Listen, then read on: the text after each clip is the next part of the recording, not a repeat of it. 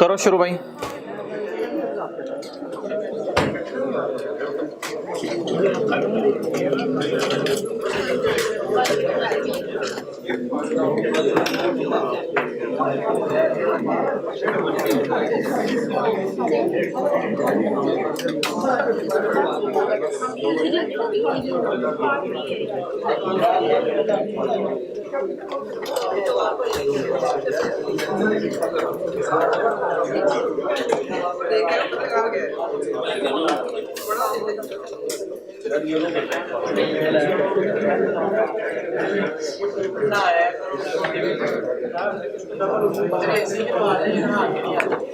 इसी वाला चला दो।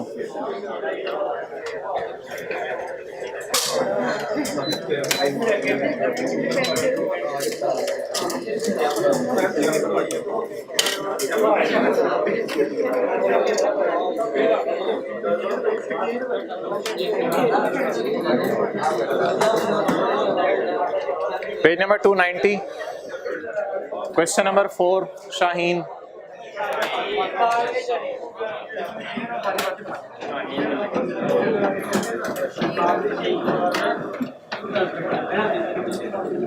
For year ended, year and बताएं।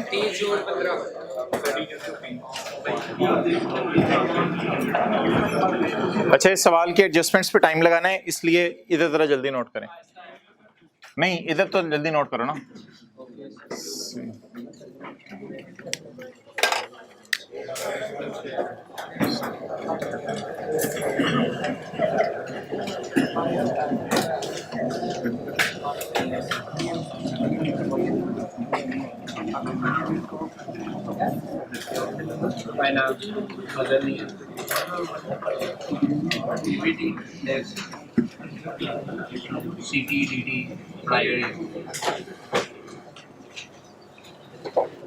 एक लाइन इधर छोड़ दीजिएगा, इधर देखें, एक लाइन इधर छोड़ दीजिएगा पैट से ऊपर।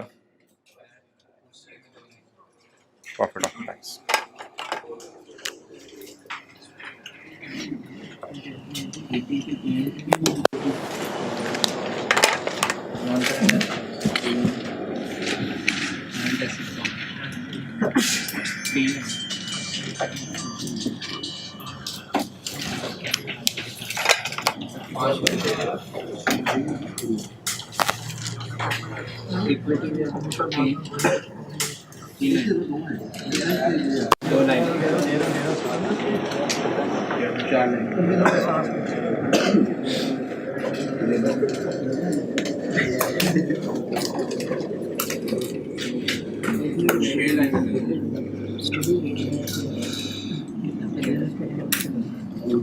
स्टेटमेंट एंड इक्विटी कितनी लाइनें?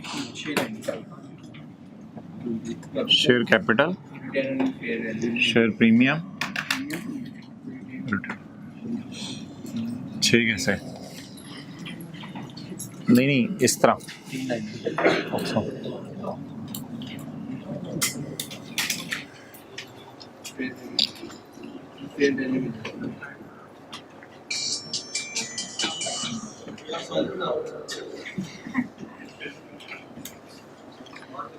अच्छा जी, नाउ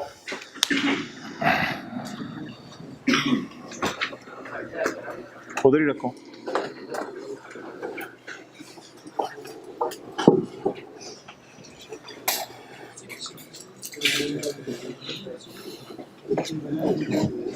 अब ये बीच में जो टाइम मिला उस दौरान sale cost of sale note करते रहना।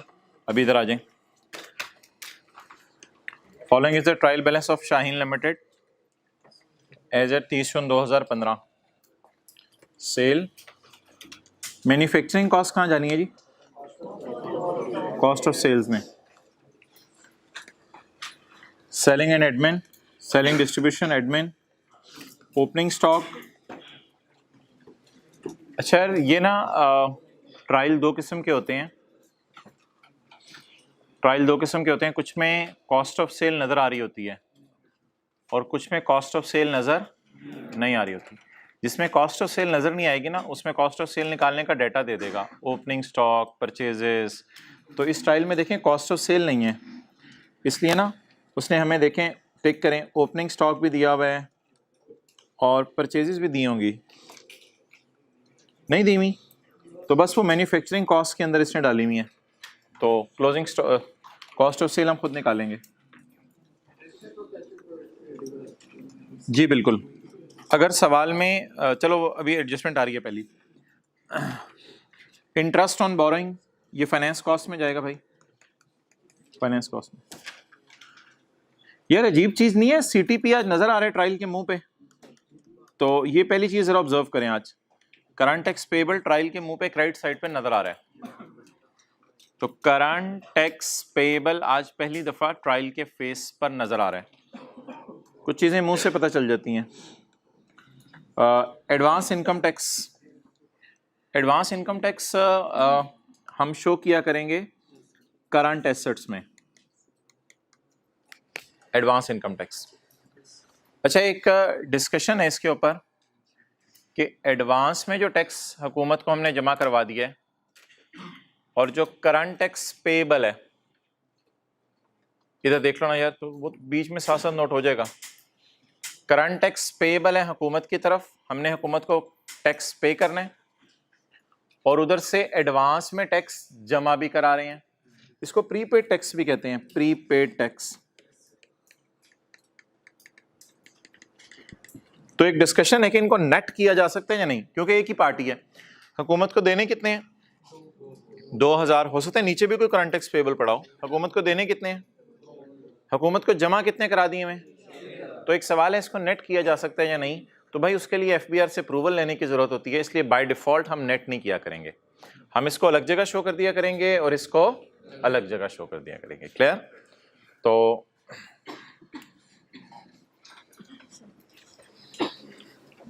इसको आप लिख लें आगे, बस हम करंट एसेट्स में शो कर देंगे। पीपी आ रहा है, अकाउंट रिडक्शन आ रही है। अच्छा अभी ना सवाल ने बताया नहीं, ठीक है डन, जज़ाकल्लाह। सवाल ने बताया नहीं अकाउंट रिडक्शन का ओपनिंग है या क्लोजिंग है, तो अदर इन्फॉर्मेशन में देख लेंगे, रिडक्शन के रेट वगैरह दिए हुए तो रिडक्शन निकाल लेंगे, नहीं तो ये शायद ये क्लोजिंग ही हो।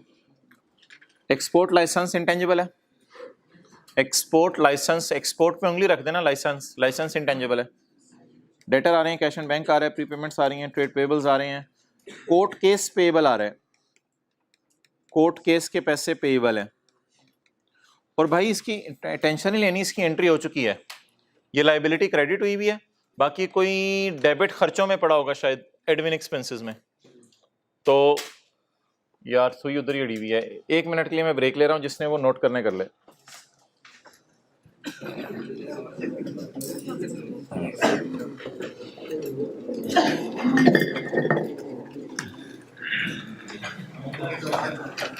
कैमरा उधर करो यार।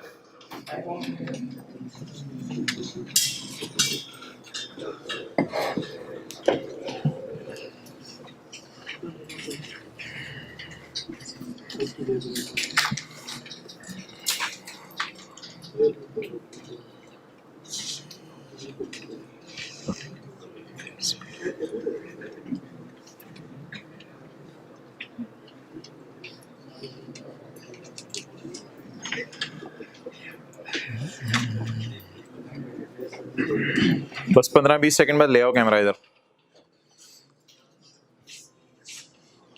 सारी जरूरतें पूरी करके बैठा करें क्लास में। अच्छा ओके, आई रिपीट, लेट आने वाले जरा देखें पहले। करंट टैक्स पेबल भी हमें ट्रायल में नजर आ रहा है, हमने कोई एडवांस में भी टैक्स जमा करवाया हुआ है, तो मैंने कहा इनको नेट ना करें क्योंकि एफबीआर से इजाजत लेनी पड़ती है नेट करने के लिए, इसलिए एसेट और लाइबिलिटी को अलग अलग शो करें। अकाउंट रिडक्शन का पता नहीं ओपनिंग है या क्लोजिंग है। ये ट्रेड ये लाइसेंस हमारा इंटेंजिबल होगा, debtor, cash, other receivable, trade payable, provision for litigation. Court case के पैसे पेबल है, इसका डेबिट कहाँ पड़ा होगा? इसका डेबिट एडमिन एक्सपेंसेस में पड़ा होगा, क्योंकि क्रेडिट तो पड़ा हुआ है ना। लॉन्ग टर्म लोन आ रहा है, डेफर टैक्स आ रहा है, डेफर टैक्स लाइबिलिटी है, डीटीएल लिख लें, डीटीएल है, और ये बेटा है defer tax liability. Share capital है, रिटेन्ड अर्निंग है और इन्वेस्टमेंट्स हैं। इन्वेस्टमेंट्स नीचे जाके देख लेंगे, तो नीचे जाके वैसे मैंने देखा हुआ, लिख लें इन्वेस्टमेंट इन शेयर्स हैं, तो देख लेंगे एफईटीपीएल वाली हैं या एफईटीओसीआई वाली हैं। तो इन्वेस्टमेंट लिख लें, इन्वेस्टमेंट इन शेयर्स 125 पे आ रही हैं। ओके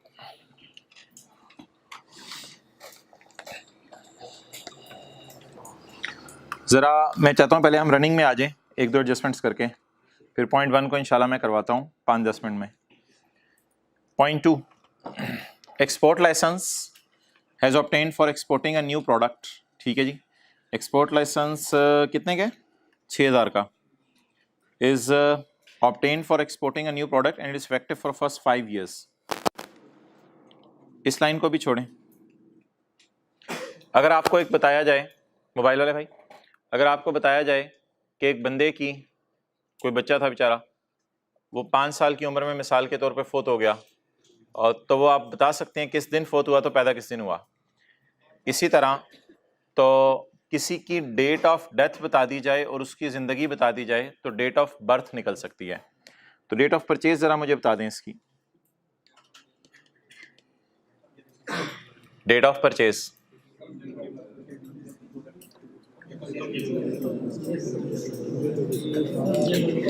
भाई इसकी लाइफ 5 साल है, अप टू 31 दिसंबर 19।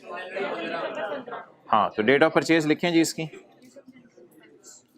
5 साल इस्तेमाल होगा ना, तो रिवर्स अगर चलना चाहें 5 साल इस्तेमाल होगा। एसेट की लाइफ का एंड बताया या खरीदने की तारीख बताई है? अप टू 31 दिसंबर 19 हमने साथ रहने, पूरा 19, रिवर्स चलें, पूरा 19, पूरा 18, पूरा 17, पूरा 16, पूरा 15। डेट ऑफ परचेज लिखें 1 जनवरी 15, मिसिंग थी सवाल में, 1 जनवरी 15। अच्छा एक चीज़ अब बताएं आप कि एसेट्स को अमोर्टाइज कब से करना शुरू करते हैं? जब वो अवेलेबल फॉर यूज़ हो या फिजिकली यूज़ हो? अवेलेबल फॉर यूज़ हो। हमने एक्सपोर्ट्स शुरू कब किए हैं? 1 जुलाई अगले साल।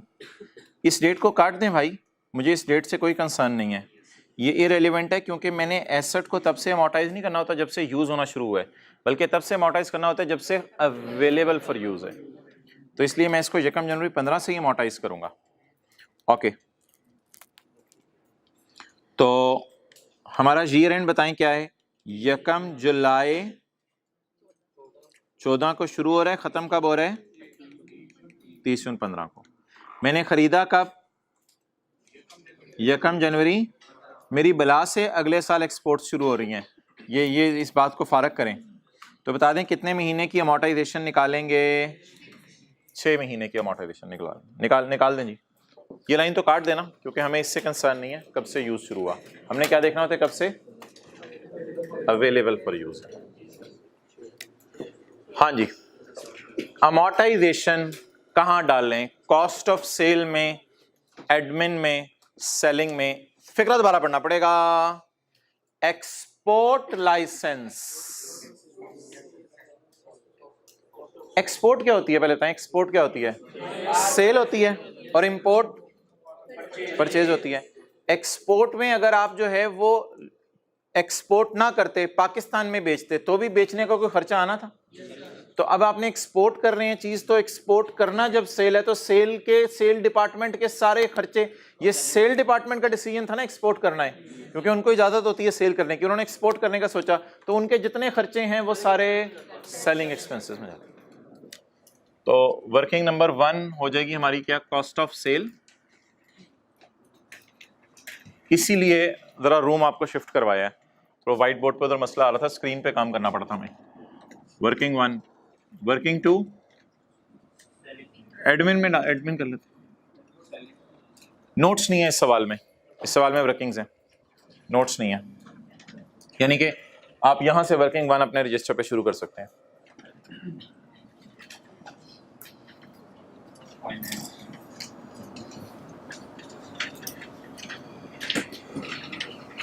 Finance cost.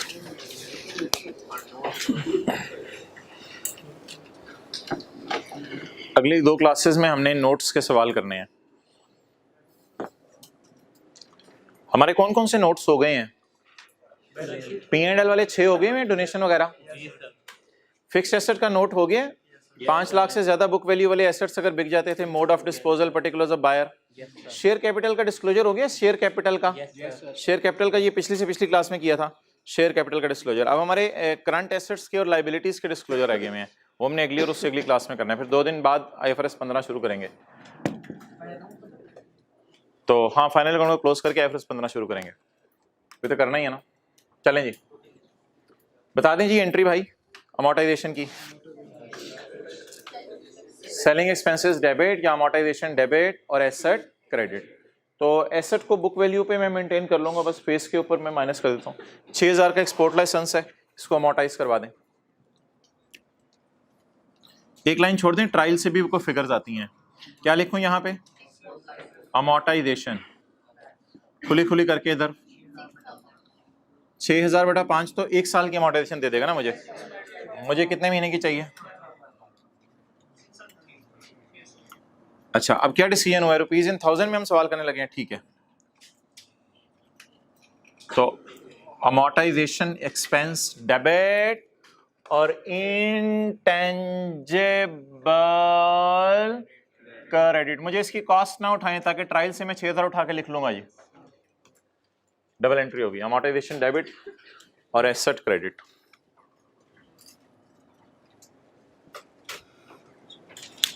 चलें आगे जी। क्लोजिंग स्टॉक पकड़े भाई, कितना है क्लोजिंग स्टॉक?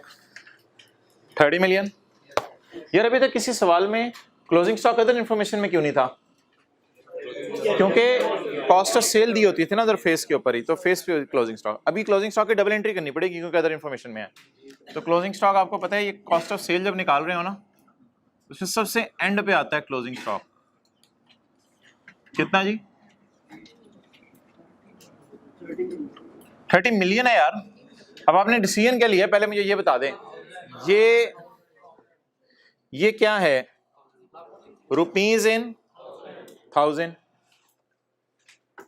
ये क्या है? Rupees in.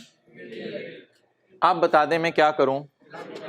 ये मिसमैच है ना, इसी को मिसमैच कहते हैं। ऊपर डाटा 1000 में पड़ा हुआ है, नीचे मिलियन में। तो ये 30 मिलियन है, इसे अगर मैं रुपीज इन 1000 में लिखूंगा 30,000 होगा। तो ये पता चले, पूरा सवाल करके आपको पता चले ओहो यार रशीद आज तक गिरी होगी।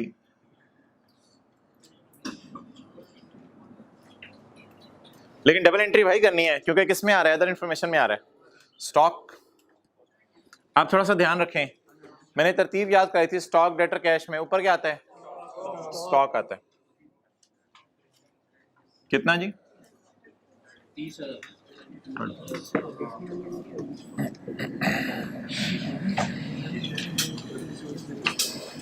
सर ये ज़्यादा इसी काम में अगर हम ये ट्रायल में से चीज़ें पहले कुछ बैकअप में काम करते हैं। ठीक है, ये भी हो सकता है, डिस्कस कर लूंगा मैं इस पे भी। ठीक, कई दफ़ा कोई चीज़ें ऐसी तो उठानी नहीं होती, अदर इंफॉर्मेशन से पता चलती हैं। अच्छा, point number 4, details of PP are as follows.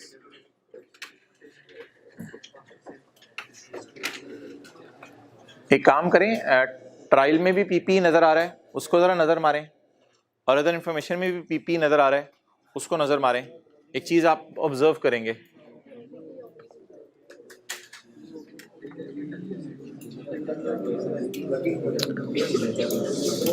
अच्छा जी, ऑब्जर्व हमने ये किया कि ट्रायल में ना लैंड बिल्डिंग प्लांट अलग अलग नहीं आ रहा। मुझे अच्छी तरह याद है पिछली 2 क्लासों में ना लैंड बिल्डिंग प्लांट अलग अलग आ रहा होता था।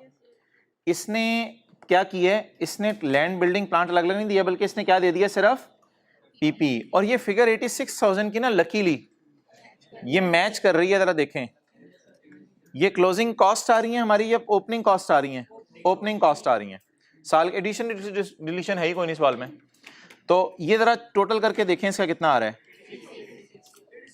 86,000। अच्छा ये देखें, रुपीज इन 1000 में दे दिया, फिर इसने मिलियन में चलते चलते ये रुपीज इन 1000 में। अच्छा जी, तो ये टोटल ऊपर वाला टोटल मैच कर रहा है। लेकिन अदर इंफॉर्मेशन में ब्रेकअप देना क्यों जरूरी था? ताकि हम डेफिसिएंट हालेक के अलग अलग निकाल सकें। तो अदर इंफॉर्मेशन में इसलिए इसने ब्रेकअप दे दिया। यार ये क्या है? प्लांट एंड इक्विपमेंट में कहते हैं एक चीज तो फुली डेप्रिशिएट हो चुकी है, तो फिर इस 3000 वाली को भी डेप्रिशिएट करना है या बकाया को? बकाया को डेप्रिशिएट कर लेंगे। तो इसमें 30 माइनस 3 27 को डेप्रिशिएट करेंगे।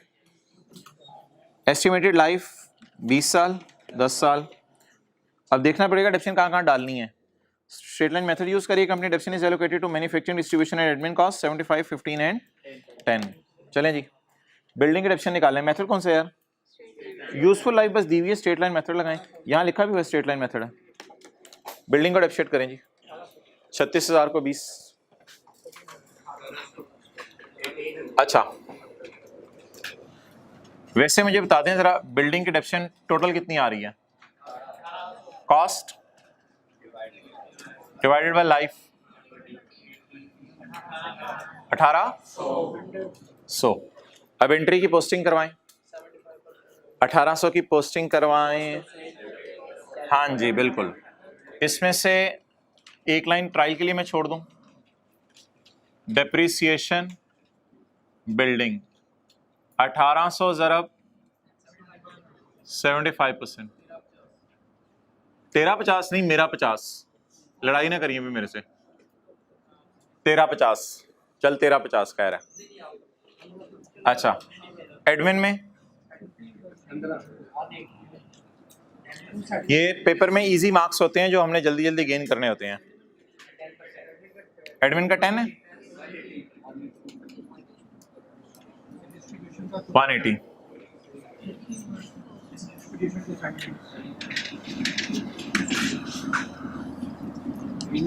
1800 इंटू जी कितना? 270। एंट्री की कौन सी साइड पोस्ट हो गई? पहले डेप्सिशन की एंट्री बता दें, डेप्सिशन डेबिट अकाउंट डेप्सिशन, तो एंट्री की कौन सी साइड पोस्ट हो गई? डेबिट। अब कौन सी पोस्ट करनी है? क्रेडिट साइड पोस्ट करनी है, तो क्रेडिट साइड में पोस्ट कर देता हूं। Working number 5 property plant and equipment, ये वर्किंग फॉर फाइनेंस कॉस्ट। अच्छा यार क्या मशवरा है आपका? पीपी तीनों अलग अलग शो कर दूं या इकट्ठे शो कर दूं? वर्किंग में तो अलग, इधर लैंड अलग, बिल्डिंग अलग, प्लांट अलग, फर्नीचर अलग। वर्किंग में अलग अलग शो करने वाले हाथ खड़ा करें। अलग अलग शो नहीं कर सकते, असल में ना कॉस्ट का डाटा दिया हुआ है अलग अलग। कॉस्ट का डाटा कर सकते हैं अलग अलग, लेकिन अब फिलहाल इस सवाल में मजबूरी है, अकोमोडेशन अलग अलग नहीं दी हुई, तो इसलिए बस फिर बीडी अकोमोडेशन सबकी उठा लेते हैं। अब और क्या करें, अलग अलग नहीं कर सकते हम, तो इसलिए फिर इधर पीपी के नीचे पीपीई ही लिख दें बस। कॉस्ट लेस अकोमोलेटेड, ये बीडी इंशाल्लाह ट्रायल से उठा लेंगे, बीडी की टेंशन ना लें, ये डबल एंट्री करवाएं। यार 1800 अब डबल एंट्री पूरी होगी। आप इधर आओ, 1350 और 180 पे उंगली रखो, उधर होके 1350 और 180 पे उंगली रखो। ये दोस्तों भाईजान ये बताएं, ये डेबिट इम्पैक्ट पोस्ट हो रहा है या क्रेडिट? अब मैं क्रेडिट डालने लगा हूं। डेबिट 1800 पूरा हो रहा है, 2 हाथ इसके 1 हाथ मेरा, डेबिट पूरा हो रहा है। अब ये क्या हो गया? क्रेडिट। ये क्या कर रहा है और मैं क्या कर रहा हूं इस हाथ से? डेबिट। और इधर क्या हो रहा है? पेपर में इन्विजिलेटर को बुला लेना।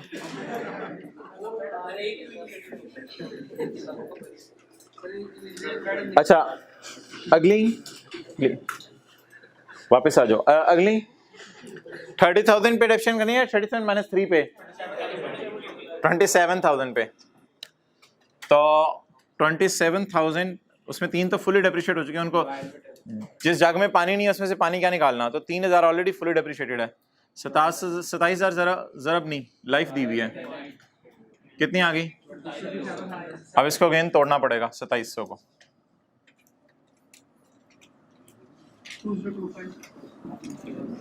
किसकी डेप्रिसिएशन जी?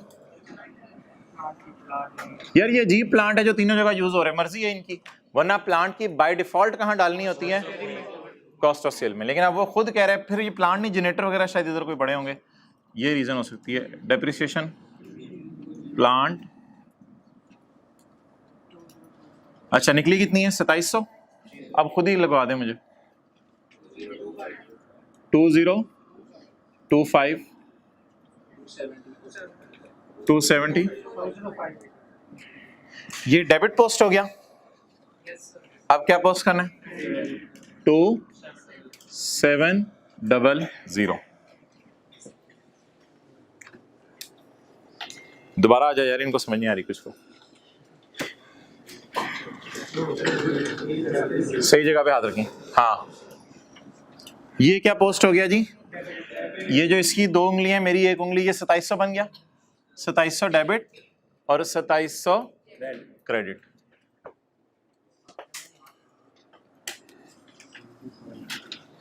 कमेंट्री बंद करेंगे आप?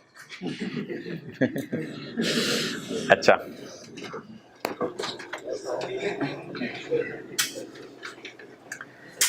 पॉइंट नंबर 5 आप पढ़ें, फिर मैं एक सवाल पूछूंगा। पॉइंट 5,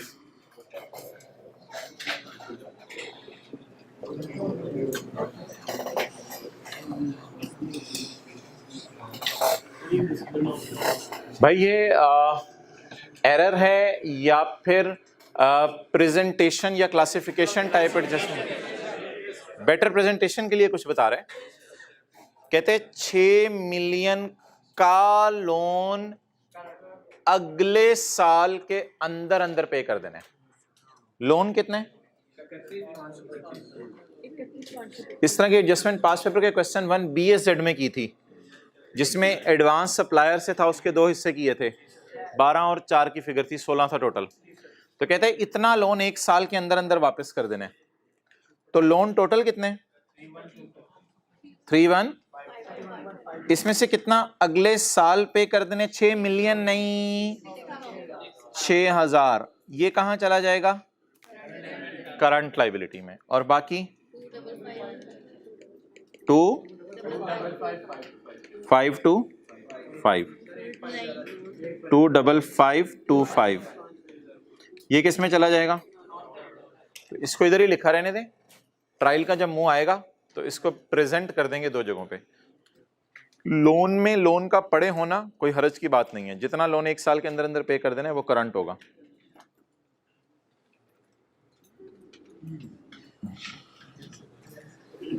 ओके,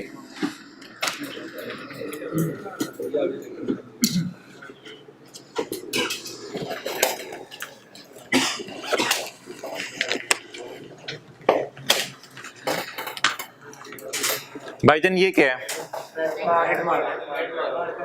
कभी आपने सुना काला, कभी सुना नीला, कभी सुना लाल? काली नदी नीली नदी थी पिछली क्लास में, अब एक नई नदी आने लगी है। कौन सी नदी? लाल नदी। अच्छा, मैं एडजस्टमेंट्स अपनी तरतीब से करवा रहा हूँ, सवाल की तरतीब से नहीं करवा रहा, ताकि एक दफ़ा हम रनिंग में आ जाएं, फिर इंशाल्लाह देख लेते हैं चीज़ों को। जी हजरात, करें आप खुद ही पढ़ें आखिरी adjustment.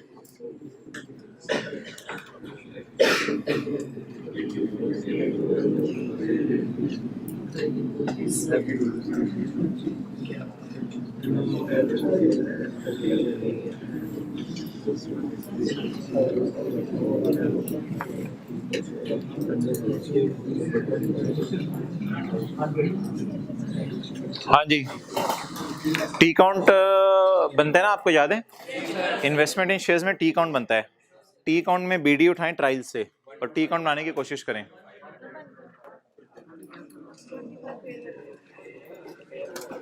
The company has made an investment in Mayfair Limited।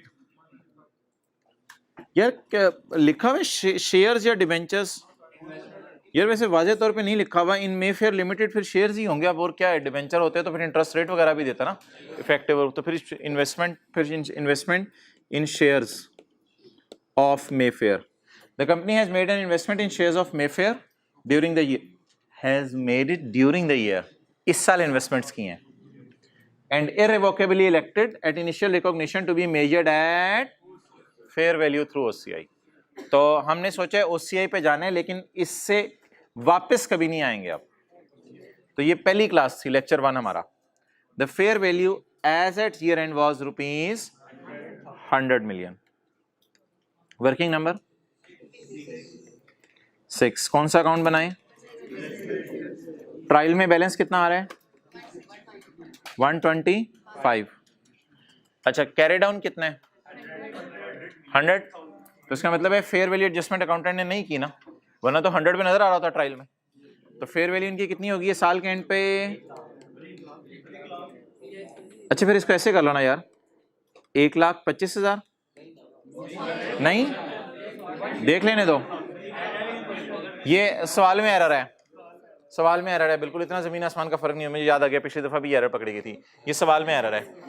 ये 1,25,000 है, ये 1,25,000 है, तो इसको आप कर लें इतने ऊंचे शेयर नहीं जा सकते अभी, सवाल सही कर लें, ₹1 लाख। कुछ नहीं करना, सवाल सही कर लें, सवाल सोल्यूशन अल्लाह का शुक्र है सही है, सोल्यूशन में मसला नहीं है। उधर ऐसा नहीं होगा ना, वरना इन्विजिलेटर मैंने बताया मिलता उधर होता है। अच्छा, तो ऊपर कितना पड़े? 1,25,000 और नीचे 1 लाख। और हम सवाल किसमें? सवाल में एरर है, बस बात खत्म होगी मेरी, इसको काट के फिगर सही कर लें जी। क्या? हाँ, ट्रायल में अगर आ रहा हो 125 और अदर इंफॉर्मेशन कह रही हो कि फेयर वैल्यू इनकी अब 1 लाख रह गई है, तो ट्रायल वाली फिगर को सही माने या अदर इंफॉर्मेशन वाली? अब ट्रायल वाली फिगर पकड़ी, अदर इंफॉर्मेशन वाली डाली। आप बता दें ये गेन P&L में जाने OCI में? मुझे याद पड़ा है कि यहाँ पे हम गेन या लॉस जो भी है, मुझे याद पड़ा यहाँ पे हम 3 लाइनें लिखते होते थे, पता नहीं कितने लफ्ज डालते थे हम। फेयर वैल्यू रिजर्व, बैलेंसिंग, यहां 3 बातें लिखते होते थे।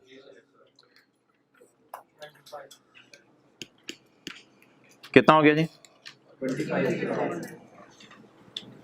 25।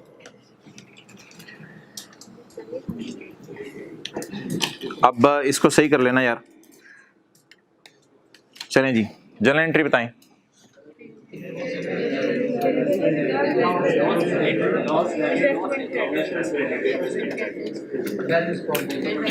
Fair value reserve in OCI, तो 125 की एंट्री नहीं करनी, वो ट्रायल में नजर आ रहा था। Fair value reserve in OCI debit, investment, credit.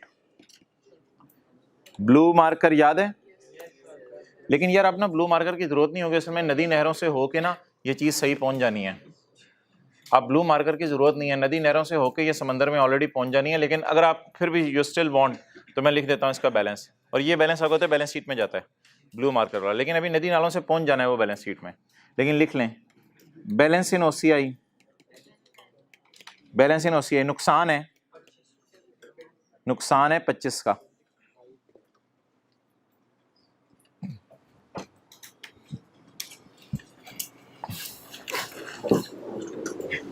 खोलो सोल्यूशन जी ना, फिगर्स उधर 1000 तो नहीं लिखा हुआ? हाँ ठीक है, चलें जी पोस्टिंग करवाएं अब इसकी। आज पहली दफा पोस्टिंग करवाएं इसकी। की भी आपने P&L में डालूं OCI में डालूं? भाई इसकी अभी डबल एंट्री कर लें, इसको कहाँ लेके जाना है वो टेंशन छोड़ें, इसको कहाँ लेके जाना है बाद में नदी नहरों में लेके उसको छोड़ें। एंट्री कराएं जी, OCI में डेबिट, इन्वेस्टमेंट, क्रेडिट हो गई, ये इन्वेस्टमेंट क्रेडिट हो गई, ये साइड पोस्ट हो गई है, इसके बारे में परेशान ना हो, ये क्रेडिट हो गई। और 100 हम इंशाल्लाह उठा लेंगे एंड पे। बैलेंस शीट में क्या जाएगा? 100। जैसे मैंने पिछली क्लास में कहा था DTL का कैरी डाउन बैलेंस शीट में जाएगा, प्रोविजन फॉर ग्रेच्युटी का कैरी डाउन बैलेंस शीट में जाएगा, तो बैलेंस शीट में क्या जाएगा? 100। और अब एंट्री बताएं, OCI डेबिट। अच्छा जी, पैट के आगे क्या? Other comprehensive income. लेकिन आज इसका नाम क्या रखना है? Fair value reserve.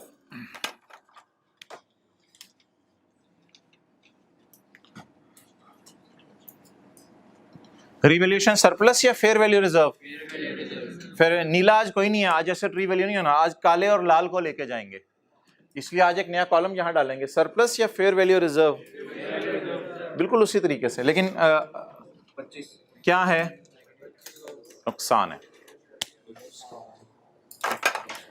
Double entry sir आपने की नहीं, ठहर जाए भाईजान, ये डबल एंट्री है। Loss in OCI debit, investment credit.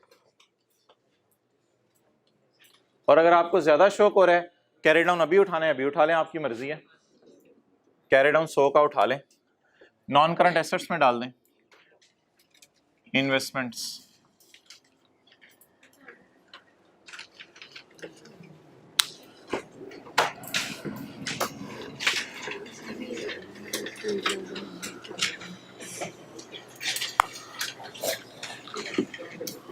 सवाल सही कर लें, मैं बार बार कह रहा हूं सवाल सही कर लें। ₹1 लाख है,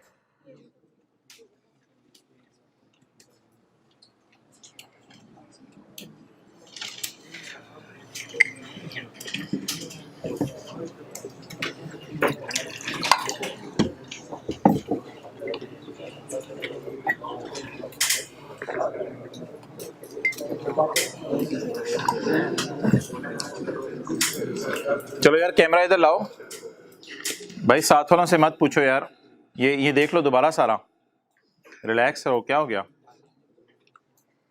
भाई? लास्ट क्लास में प्रोविजन फॉर ग्रेचुइटी का अकाउंट बनाया था, इधर किसका अकाउंट बना लें?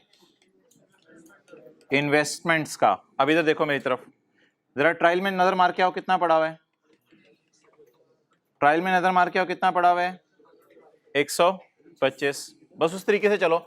उधर ट्रायल में पड़ा हुआ था 8 और अदर इंफॉर्मेशन कह रही थी 23। इधर ट्रायल में कितना पड़ा हुआ है? 125। अदर इंफॉर्मेशन क्या कह रही है? उसी तरह चलो। अब खुशी नहीं आ रही, गम आ रहा है, तो fair value reserve balancing loss आ गया जो ओसीआई में जाना है, कितना? इस 25 की मैंने एंट्री आपको करवा दी है। इन्वेस्टमेंट क्रेडिट वो होगी इन्वेस्टमेंट क्रेडिट, और लॉस इन ओसीआई डेबिट।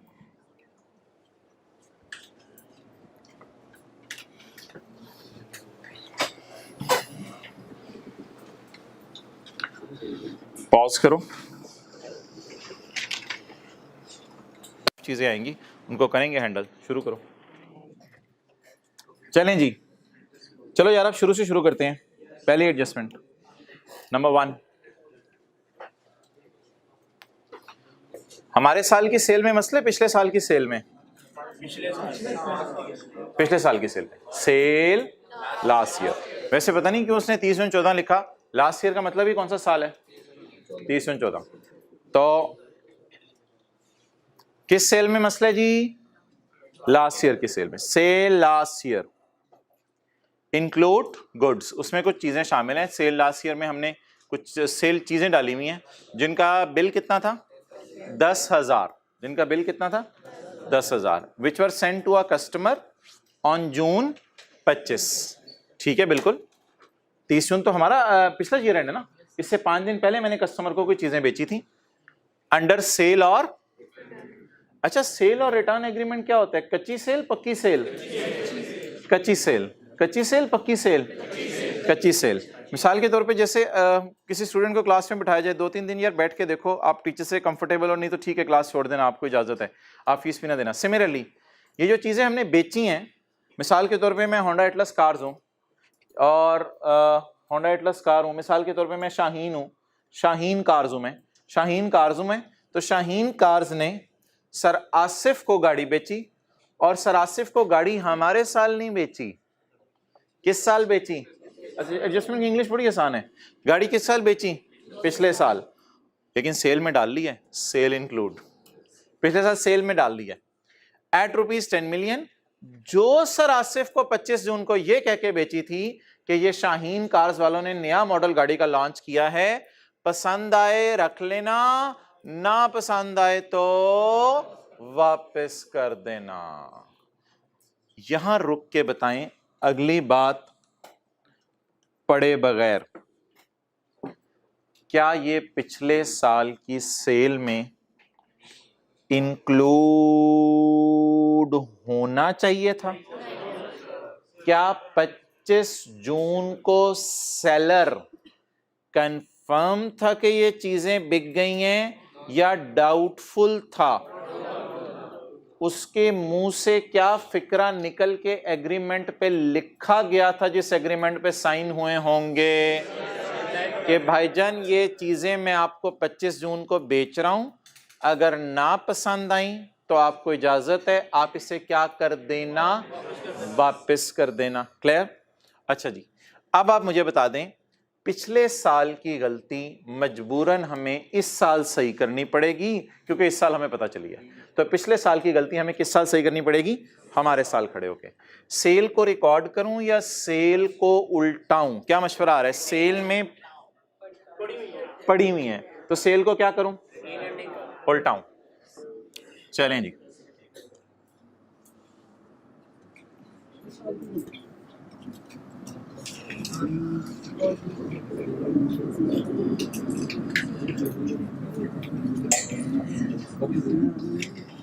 अच्छा एक मजे की बात बताऊं, वो मैं करता हूं, सब कुछ करता हूं, सबर, इस एडजस्टमेंट का टाइम तो पूरा होने दो, सारी चीजें बताऊंगा।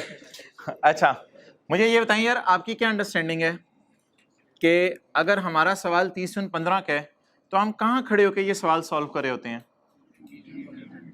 नहीं यार, आपने IAS 10 पढ़ा हुआ है, मेरे ख्याल से जनवरी फरवरी में हम ऑडिटर्स के साथ बैठे होते हैं और गपशप मार रहे होते हैं और फाइनेंशियल स्टेटमेंट हमारे हाथ में होती हैं और हम यहाँ पे खड़े होते हैं, ठीक है जी, क्योंकि 30/15 की रात को पॉसिबल नहीं है ये सारी एडजस्टमेंट्स करना और सारा डाटा लेना। तो इसके बाद जनवरी फरवरी में ऑडिटर्स आते हैं, सारी फाइनेंशियल स्टेटमेंट्स हमारे हाथ में होती हैं, ठीक है। तो हम यहाँ खड़े होते हैं और यहाँ खड़े होके जो है वो हम 30/15 के अकाउंट्स फाइनल कर रहे होते हैं। यहाँ खड़े होके पिछले साल की गलती पता चली, यहाँ खड़े होके किस साल की? ऐसा भी तो हो सकता है यहाँ खड़े होके पता चले 2 सालों से एक ऐसे डेप्रिशिएट नहीं हुआ, ये भी तो हो सकता है। तो गलती तो कोई भी हो सकती है। तो यहाँ बैठ के आपको 6 साल पुराने गुनाह याद आ रहे हैं, आप अल्लाह से माफी मांग रहे हैं। तो यहाँ बैठे बैठे आपको किस साल की गलती पता चल गई? पिछले साल की। अच्छा जी, ये चीजें बेची किस दिन थी सर आसिफ को? 25 जून 2014 को। क्या इसको सेल में डालना चाहिए था या नहीं डालना चाहिए था? लेकिन हम सेल में डाल चुके हैं, तो रेक्टिफाइंग एंट्री बताएं। अभी ये मेरे से ना पूछेगा मैं किस साल में एंट्री कर रहा हूं, मैं बस एंट्री पूछ रहा हूं। सेल डेबिट और डेटर क्रेडिट 10 मिलियन या 10,000 लिख दें? 10,000 लिख दें। अच्छा क्या? हाँ ये रेक्टिफाइंग एंट्री में कर रहा हूं। रिटेन अर्निंग वाला कॉन्सेप्ट अभी मैं कर देता हूं एक्सप्लेन, पहले मुझे जरा एंट्री करवा लेने दे, पहले मुझे एंट्री करवा लेने दे।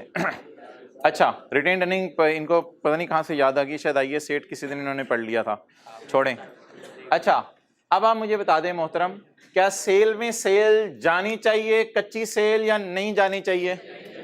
तो मुझे कैसे पता चला कच्ची सेल है? तो सेल में क्या करूं, पड़ी रहने दूं या निकाल दूं? सेल से निकाल दी। अच्छा मुझे ये बताएं, क्या कभी एक एंट्री का किसी दूसरी एंट्री पे इंपैक्ट होता है? बिल्कुल होता है। एसेट्स का इंपैक्ट डेप्रिसिएशन पे होता है, कंसोलिडेशन में करते थे, एसेट रीवैल्यू होता था तो डेप्रिसिएशन भी छेड़ते थे। इसी तरह डेटर का effect provision for doubtful debt पे भी ऐसे होता है। इसी तरह एक एंट्री का दूसरी एंट्री पर अक्सर आपने अकाउंटिंग में देखा होगा इफेक्ट होता है। तो अगर कभी पेपर में ना जीपी परसेंटेज वगैरह दे देना, तो फिर आपने सेल के साथ एक जुड़ी हुई एंट्री करनी है, कॉस्ट ऑफ सेल। अगर जीपी परसेंटेज ना दे तो फिर कोई टेंशन की बात नहीं, लेकिन अगर जीपी परसेंटेज दे दे तो सेल के साथ जुड़ी हुई एंट्री किसकी करनी है आपने? कॉस्ट ऑफ सेल की। क्लियर? अच्छा अब मुझे बता दें, एक लाइन में और आपके सामने अब खोलने लगाऊं, एट कॉस्ट प्लस 20%। तो मुझे बता दें वो जो कंसोलिडेशन आपने पढ़ी हुई है 10,000 वाली की कॉस्ट कितनी है? ये तो सेल प्राइस है ना यार, cost plus profit is equal to sale. चीजें किस पे बेची जा रही हैं? मार्कअप पे, मार्जिन पे? मार्कअप पे। 100 + 20 इज इक्वल टू 120।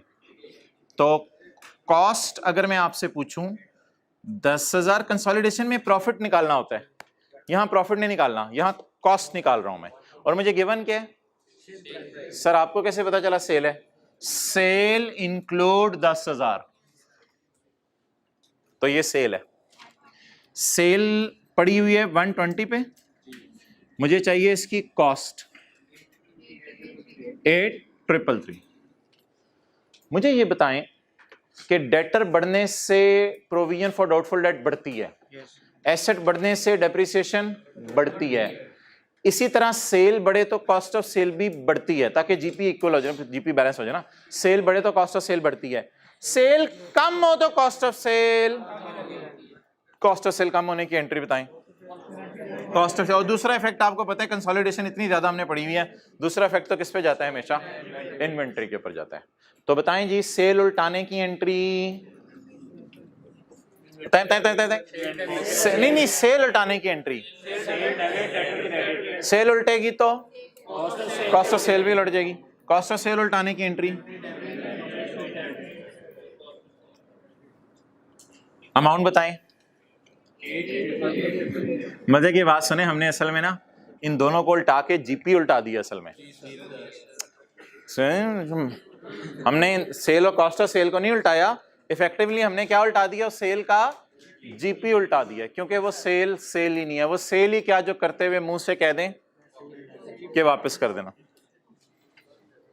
ठीक है,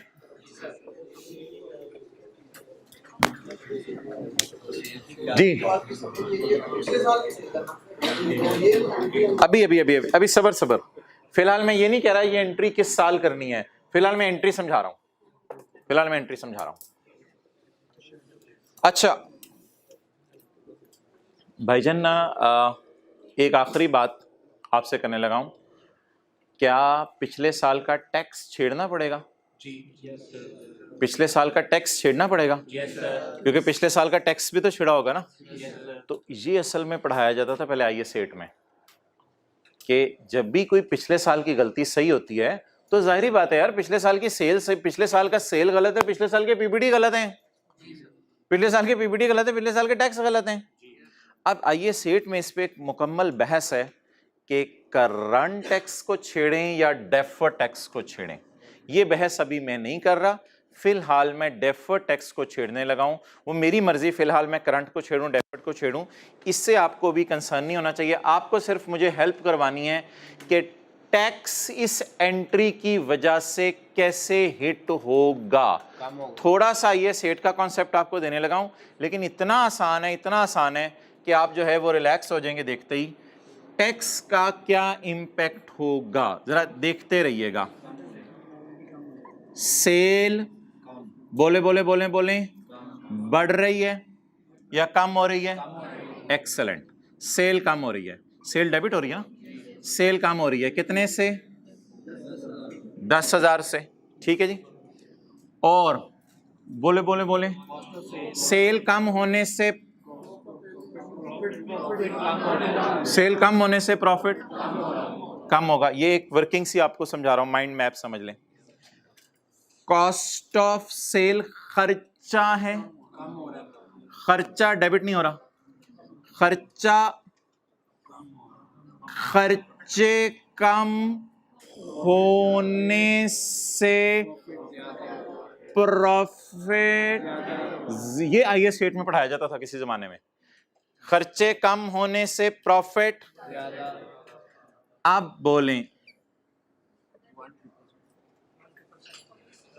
प्रॉफिट कितने से कम हो रहे? ऐसा कभी जिंदगी में आपने किया हुआ? इस गांव से इतने लोग आ गए, इस गांव से इतने लोग आ गए, प्रॉफिट इतने से ज्यादा हो रहा है, प्रॉफिट इतने से कम हो रहा है, ऐसा कभी किया हुआ जिंदगी में? ओवरऑल बता दें प्रॉफिट पे क्या इंपैक्ट पड़ रहा है? 1667 से, कैलकुलेटर हाथों में पकड़ें, 1667 से। एक्सेलेंट। आप फील करें कि ये लेस वाला ज्यादा फिगर है, तो प्रॉफिट क्या हो रहा है? 1667 से कम हो रहा है। क्या ये प्रॉफिट कम हो रहा है या टैक्स कम हो रहा है? टैक्स कम, प्रॉफिट कम हो रहा है, इस पे रेट लगा के टैक्स निकलेगा। ये तो बाप आया है अभी मिसाल के तौर पे, इस पे रेट लगा के टैक्स निकलेगा। इतनी सी, अब प्रॉफिट कम होने से टैक्स कम होता जबरदस्त हो गया। हमें तो खुशी होगी ना, शाहीन को खुशी होगी, शाहीन उड़ता ही नहीं है, सिर्फ खुश भी होता है। प्रॉफिट कम होने से टैक्स कम होने की एंट्री उल्टी कर दें टैक्स कम होने की एंट्री, नहीं सीटी में ना करो ना, ये तो IS 8 की बहस है जो आप लोगों ने नहीं पढ़ा हुआ, आपको कभी ना कभी कराना है शायद 1-2 दिन में, लेकिन ये बहस अभी छोड़ें, करंट टैक्स में जाना है, डेफर्ड में जाना है, ठीक है। ये अभी मैं फिलहाल मैं डेफर्ड में डाल रहा हूँ किसी वजह से, वो IS 8 सिखाएगा हमें। तो आप सिर्फ बता दें प्रॉफिट कम होने से टैक्स कम होगा, तो टैक्स कम होने का मतलब है टैक्स रिकॉर्ड करने या उल्टाना है। टैक्स उल्टाने की एंट्री DTL डेबिट, इससे कोई फर्क नहीं पड़ता, लाइबिलिटी है एसेट है, इसकी टेंशन है, बस DTE क्रेडिट करना है आपने। लेकिन भाईजान किससे? 1667 सवाल के एंड पे जाएं, रेट 20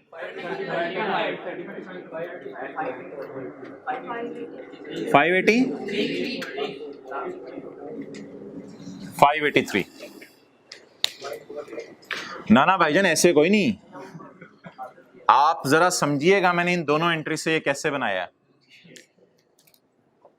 थोड़ा सा फोकस करें, आखिरी दफा करें।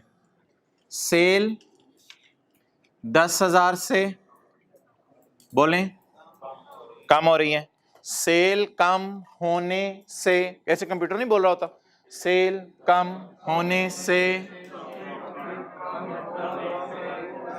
प्रॉफिट कम होगा। क्लियर? अच्छा तरीके से चलने देना। कॉस्ट ऑफ सेल खर्चा होता है या, प्लीज मुझे रहने दे, आप गड़बड़ हो रही है। कॉस्ट ऑफ सेल खर्चा होता है या इनकम होती है? खर्चा क्रेडिट हो रहा है, खर्चे कम हो रहे हैं, खर्चे कम होने से प्रॉफिट बढ़ जाता है। अब आपने इधर आ जाना, 10,000 से प्रॉफिट और 8,333 से प्रॉफिट, इसके नीचे ऐसे अंडरलाइन लगानी है आपने। बताएं जी प्रॉफिट पे ओवरऑल इंपैक्ट कितने से कम हो जाएगा? 166 प्रॉफिट कम हो जाएगा। अगला इफेक्ट मैं आज आपसे पूछ रहा हूं, प्रॉफिट्स कम होने से बिजनेसमैन के टैक्स कम हो जाते हैं, तो प्रॉफिट कम होने से टैक्स कम होता है, इसलिए मैंने उल्टी एंट्री की है,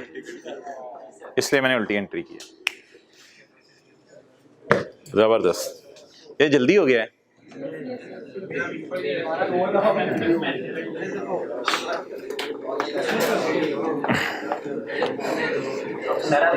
इसी स्पीड से आप चलते रहे तो टाइम फारिग हो जाएंगे। करेंगे।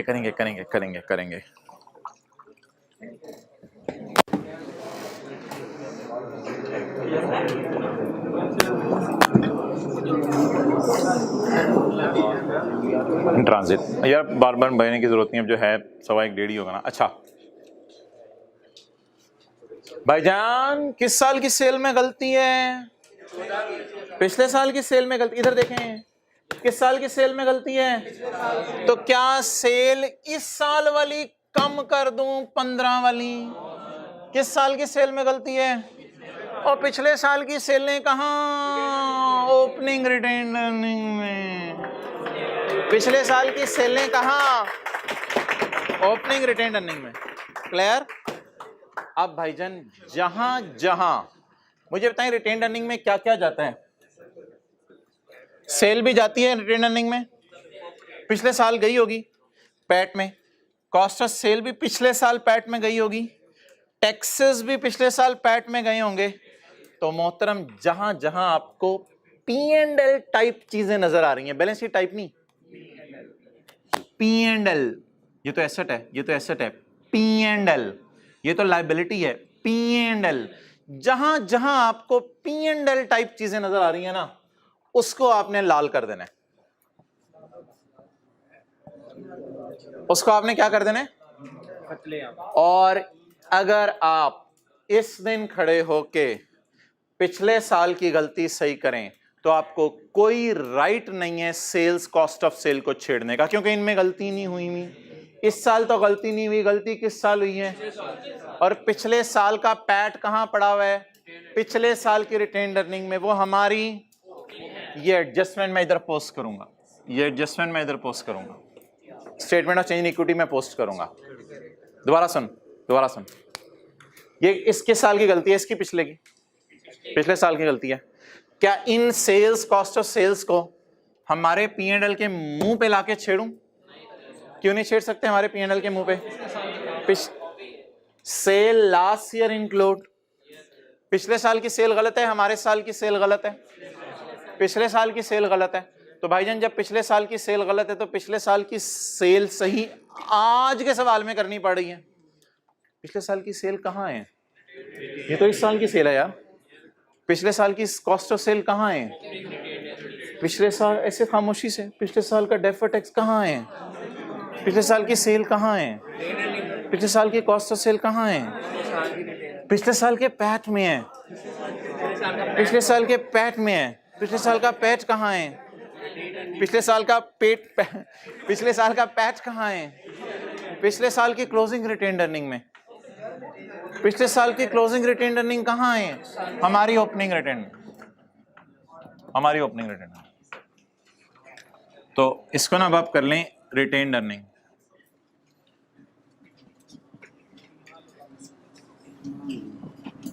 रिटेन्ड अर्निंग, और एक हिंट लिखें, P&L वाले आइटम्स को काट के रिटेन्ड अर्निंग लिखना है। P&L, डेटर तो बैलेंस शीट का, इन्वेंट्री बैलेंस शीट का आइटम है, DTL बैलेंस शीट का आइटम है। P&L वाले आइटम्स को काट के रिटेन्ड अर्निंग लिखा करना है। P&L वाले आइटम्स को काट के रिटेन्ड अर्निंग लिखा करना है।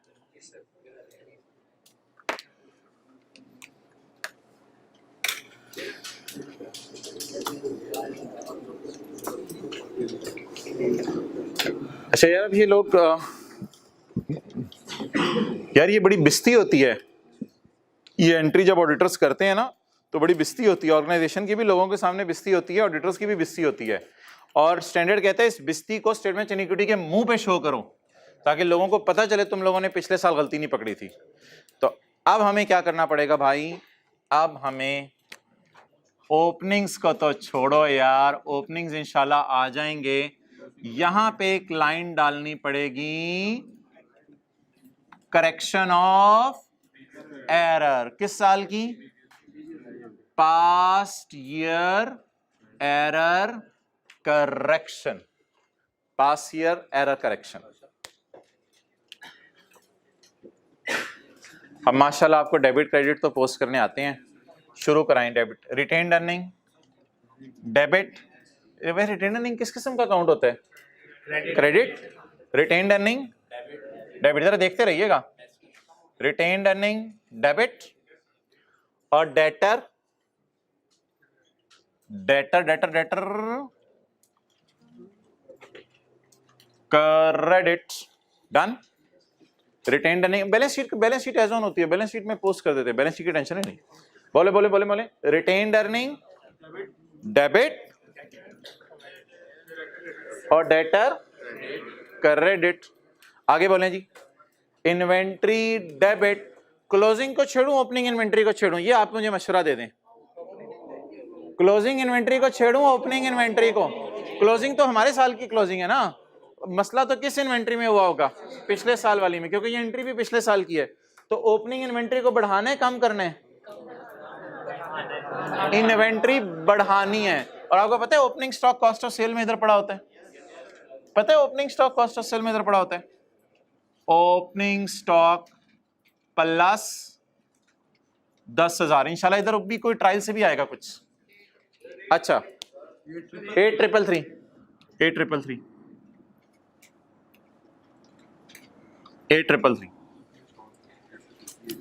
रिटेन्ड अर्निंग क्रेडिट, किधर देख, इधर रिटेन्ड अर्निंग क्रेडिट प्लस 8333। बोले बोले बोले आप आखिरी एंट्री तो करवा दें। DTL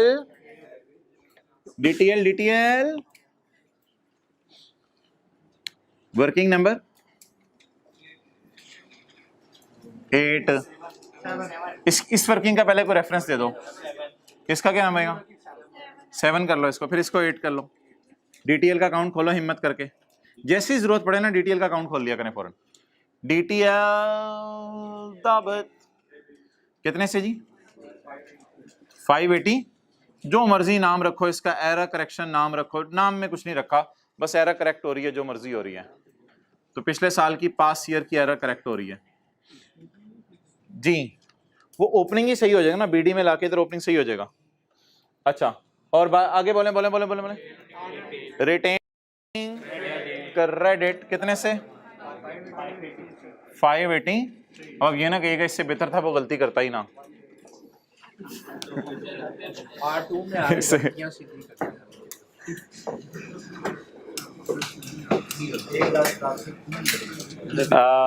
रिटेन अर्निंग का इम्पैक्ट आपने बताया, कितना बताया? प्लस आ रहे माइनस आ रहे कैलकुलेटर पे? माइनस आ रहा है, माइनस आ रहा होगा ना? हाँ 1084। ये स्टेटमेंट इनिक्विटी में एक नई लाइन आज पड़ गई है, पास ईयर एरर करेक्शन। और ये किस में सही किया करनी है? ओपनिंग में। ओपनिंग के नीचे एक नई लाइन डला करेगी, ओपनिंग के नीचे नई लाइन डला करेगी।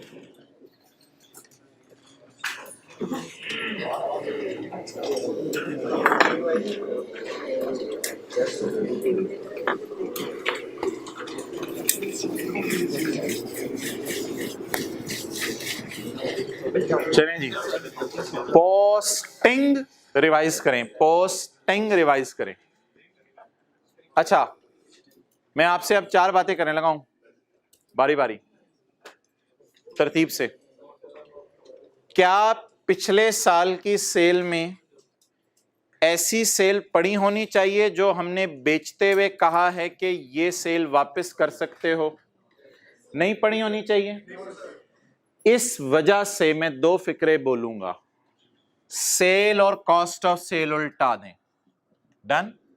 सेल और कॉस्ट ऑफ सेल। इसके बाद इसका टैक्स इंपैक्ट सोचें। टैक्स इंपैक्ट सोचने के लिए थोड़ी सी मेहनत करनी पड़ी। हमें पता है हम बड़े हो गए में, सेल कम होने से प्रॉफिट कम, इस तरह की कुछ हमने सोची और फिर प्रॉफिट पे क्या लगा दिया? Tax rate. अब पोस्टिंग बताते रहे, रिटेन्ड अर्निंग। अच्छा, फिर काटा किन किन चीजों को? P&L वाली चीजों को। और किन को नहीं काटा? Balance sheet. ये तो वैसे balance sheet opening type stock है। अच्छा, अब चलें जी, retained earning, debit, debtor, inventory debit, retained earning, DTL, retained earning, credit. इसको भी मैं मिटाने लगा हूं।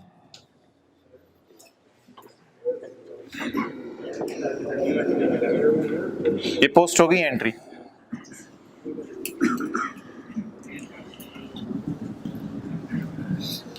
अच्छा, यार ये आगे देखें क्या लिखा हुआ है। सर आसिफ को वैसे हमने कहा था पिछले साल के आपका दिल चाहा तो इस साल वापस कर जाइएगा, कहा था। ओ तेरी खैर, वो वापस कर भी गए, अभी तक हमने वापस करने पे जो करेक्शन बनती है वो नहीं की। ओ भाईजन, शुक्र है आपने कुछ नहीं किया, वरना अगले साल भी आप कुछ कर देते तो हमने तो लुट जाना था। कहते जब चीजें वापस आई ना ये हमारा साल है माय डियर। कहते जब चीजें वापस आई ना हमारे साल, तो मैंने फिर कुछ नहीं किया, शुक्र है, बस जो पिछले साल इसने किया था वो मैंने उल्टा दिया। That was enough। जो पिछले साल में इसने किया था वो मैंने उल्टा दिया, शुक्र है इस साल इसने कुछ कर नहीं लिया। अगर खुदा ना खास्ता इसने इस साल सेल रिटर्न बुक कर ली होती ना, इस साल सेल रिटर्न बुक कर ली होती, तो फिर इस साल सेल रिटर्न बुक कर ली होती, वो नया स्यापा होना था। तो बताएं इस साल इसने चीजें वापस आने पे क्या किया? कुछ भी नहीं किया। तो अब अल्लाह का शुक्र है इस साल कुछ होना भी नहीं चाहिए, क्योंकि सेल पिछले साल गलत बुक हो गई थी और पिछले साल ही हमने जाके उसको क्या कर दिया। पिछले साल जाके सही करने का तरीका क्या होता है? टाइम मशीन में बैठे पिछले साल जाके सही करने का तरीका क्या होता है? रिटेन्ड अर्निंग को ऐसे छेड़ दें, रिटेन्ड अर्निंग को, ये पिछले साल की सेल सही।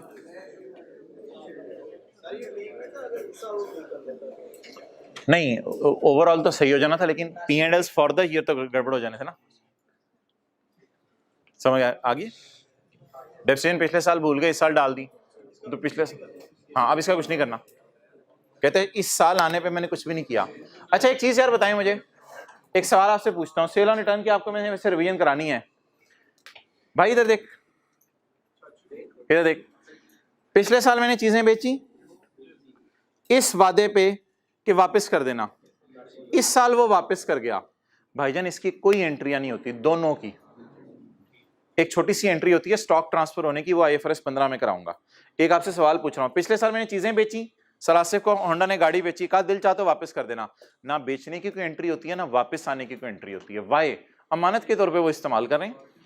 तो इस सवाल में क्या हुआ, पिछले साल तो सेल में डाल बैठा बेचारा, लेकिन इस साल उसने कुछ भी, तो शुक्र है इस साल तूने करना भी कुछ नहीं था, पिछले साल की सेल बस मैंने उल्टा दी जी। अगर वो करेंगे IFRS 15 में, तो जो वो चीज आधी वापस आती, वो बाकी आधी सेल में डालते, लेकिन वो इस साल सेल में डाल ली थी, क्योंकि पिछले साल स्टिल सेल नहीं थी। इसकी मैंने रिवीजन करानी है थोड़ी सी और।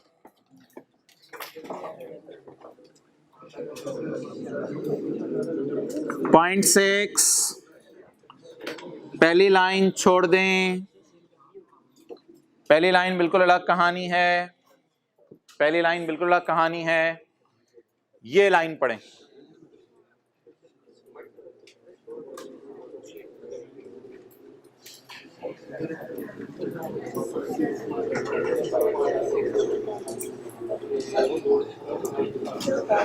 लिखें करंट टैक्स की फिगर नहीं दी आज, पिछली 2 क्लासों से करंट टैक्स की फिगर दे रहा है, लिखें करंट टैक्स की फिगर नहीं दी, फिगर नहीं दी उसने करंट टैक्स की।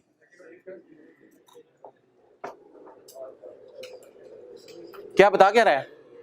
मुझे तो लगता है करंट टैक्स की वर्किंग करवाना चाह रहा है हमारे से कोई, और मेरे ख्याल से उसका डाटा भी दे रहा है।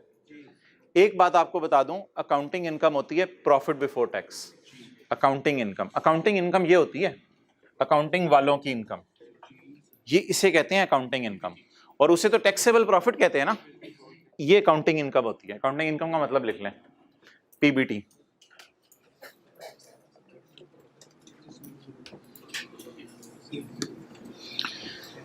जी भाईजान, अकाउंटिंग इनकम का मतलब PBT। अच्छा, current year income, taxable income, taxable profit, current year taxable profit exceed the accounting profit by, अभी इसको जरा मैं ब्रैकेट में ले रहा हूं। अच्छा, जो मैंने येलो में हाईलाइट किया है इसका मतलब आप देख लें, जो मैंने येलो में हाईलाइट किया इसका मतलब लिखते हैं, current year taxable income exceed the accounting income by 5। Working number 9।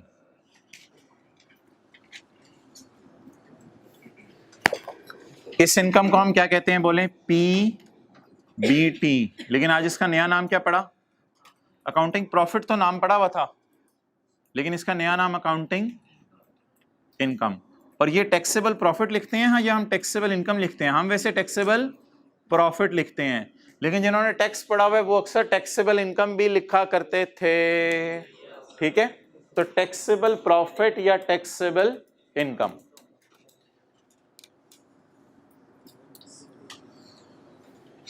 सारे हजरात इधर मुतवज्जे हों। Current year taxable income exceed the accounting income by 5। ये 5000 ज्यादा है। इसका क्या मतलब है? अगर ये लाख है तो ये 1 लाख, सादा सी बात है। अगर ये 2 लाख है तो ये 2 लाख। ओए यही लिखे है ना उन्हें, कौन सी बात मुश्किल कर दी है? ओ भाईजान, अब हमें ब्रेक लगानी पड़ेगी, हमें पूरा ट्रायल पोस्ट करना पड़ेगा, पूरा ट्रायल पोस्ट करके सारे टोटल करने पड़ेंगे, हमें PBT निकालना पड़ेगा, जो PBT निकलेगा उसे यहाँ डालेंगे। ज्यूम क्यों करूं? क्या मतलब आप, मैं पागल हूं PBT ज्यूम कर लूं? PBT यहां से निकलना है यार। एज्यूम करने की क्या जरूरत है, बोंगी क्यों मारनी है, पीपीटी तो यहां से निकलना है, तो मैं ऐसे ही पीपीटी एज्यूम कर लाओगे, एज्यूम क्यों करना है, पीपीटी तो यहां से निकलना है। तो अनलकीली इस सवाल में यहां हमें ब्रेक लगानी पड़ी, और अब हम ट्रायल के मुंह पे जाएंगे, ट्रायल के मुंह पे जाके क्या निकालेंगे, बोले पीपीटी। चलें जी स्टार्ट करें। अच्छा वो ना एग्जामिनर मैं बड़े ऐसे अप्रिशिएट करूंगा, वो बड़ा अक्लमंद बंदा था, उसने नीचे दोनों ऐसी एडजस्टमेंट छोड़ी हुई हैं जो P&L को हिट नहीं करती, क्योंकि उसको पता था पीबीटी यहाँ निकालना पड़ना है। ये वाली एंट्री डिविडेंड की है, ये स्टेटमेंट इक्विटी में जानी है, और ये भी बार बार OCI में जानी है, ठीक है। तो बड़ा अक्लमंद एग्जामिनर था, उसने इससे नीचे P&L की कोई एडजस्टमेंट नहीं डाली हुई, क्योंकि उसे पता था यहाँ तक निकलते हुए क्या चाहिए, पीबी, इस एडजस्टमेंट पे हमारी ब्रेक लग गई एंड वी नीड पीबीटी। चलें जी हिम्मत करें, ट्रायल का फेस शुरू करा दें, वो जो आखिर में हम काम करते होते थे आज शुरू में ही करना पड़ा है। सेल कितनी जी, 2 लाख। कॉस्ट ऑफ सेल नहीं है, मैन्युफैक्चरिंग कॉस्ट अवेलेबल है ना, तो ये 100 ले लें।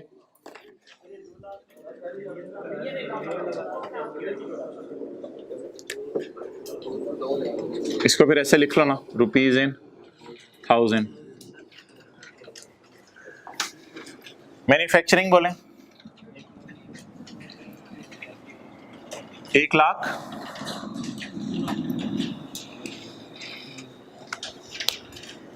Selling and distribution 35,000,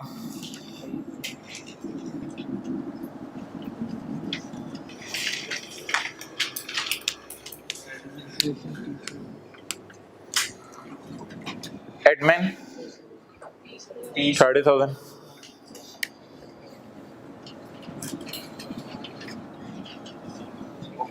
opening stock 23,000, opening stock 23,000, उसमें एक एडजस्टमेंट है जमा 8333 वाली, opening stock 23,000। Interest on loan, loan का इंटरेस्ट रेट वगैरह दिया नहीं हुआ, तो इंटरेस्ट इसलिए इसने खुद निकाल के दे दिया। Interest 5,000। Provision for tax, provision for, यार इसको पेंडिंग छोड़ दें जरा, इसको पेंडिंग छोड़ दें, मेरे कहने पे पेंडिंग छोड़ दें। Advance income tax 6,000। Advance income tax को मैंने क्या कहा था, कहाँ शो कर दें, करंट एसेट्स में। एडवांस टैक्स कितना जी, प्रीपेड टैक्स टाइप है, एडवांस टैक्स। आगे पढ़ें। पीपी 86,000 और 12,000 का रिडक्शन,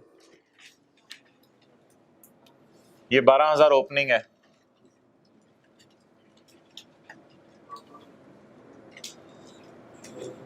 छोड़िए, साथ साथ टोटल कहाँ कर रहे हैं हम, लीव इट, साथ साथ टोटल तो नहीं कर रहे हम तो अभी फिगर्स उठा रहे हैं, कैलकुलेटर तो हमने पकड़ा ही नहीं हुआ।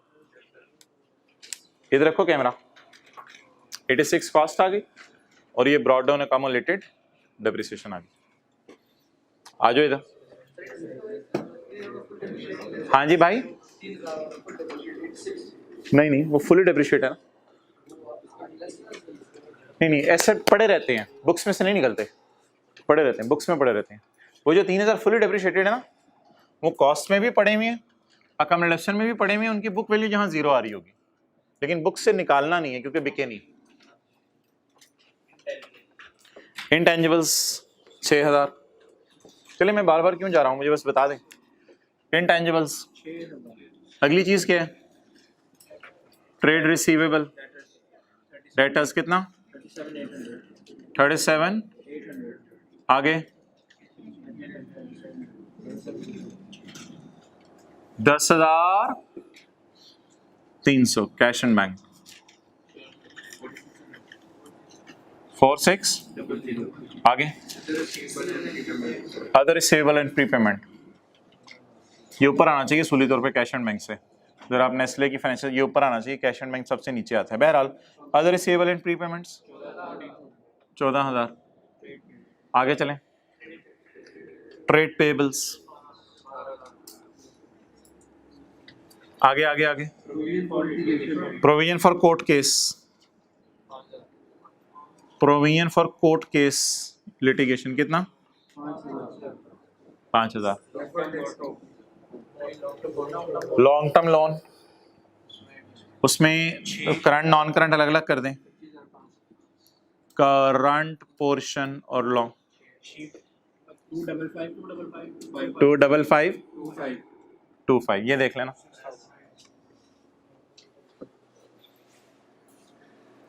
करंट में कितना डालना है? 6,000 और नॉन करंट में 255। करंट पोर्शन ऑफ लोन बोले 6,000। आगे चलें। डेफर टैक्स कितना जी? 5,000। चले आगे चलें। Share capital 60,000। रिटेन्ड अर्निंग 20,000 में भी एक मसला आना है वैसे, वो एक डिविडेंड की एडजस्टमेंट है, बहरहाल देखेंगे वो 20,000। चलें आगे। बोले बोले बोले बोले इन्वेस्टमेंट्स, वो तो टी काउंट बन के चला गया था, उसका कैरी डाउन लिख लिया हुआ है। कैरी डाउन लिख लिया हुआ है, पश्तो में लगे हैं। अच्छा आगे चलें। ओवर। अब पीबीटी निकाल दें मुझे। इख्तिताम की तरफ जा रही हैं चीजें। टोटल बताएं जी कॉस्ट ऑफ सेल का। ये ओपनिंग स्टॉक है, मैंने मिटा दी यहां से, ओपनिंग स्टॉक है। पहले ये तो बताओ यार, पहले ये 23,000 जमा 8,333 तो बताओ। 31,333 10,470 30,450 36,275 जी। Cost of sale 10,47 95292। Admin 450। Abu Bakar ये कवर कर रहे हो यहाँ तक? 30450। सेलिंग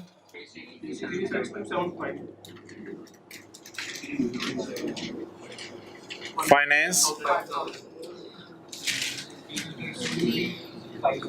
हाँ जी 2-3। यार ये बादशाह है ना, देखा जिसने हमें कितना रोला है। हमारी आदत पड़ी हुई थी एंड के ऊपर पीबीटी निकालने की, ये बादशाह है, इसने कहा भाईजान मैनू पहले कटो बाकी बाद से। कहते हैं बादशाह आएगा तो सीटी डीटी आएगा। अब एज्यूम करें पीबीटी या आप गिवन है, तो गिवन था यार, सवाल में हद हो गई यार। ये देखें सवाल में गिवन है 23567।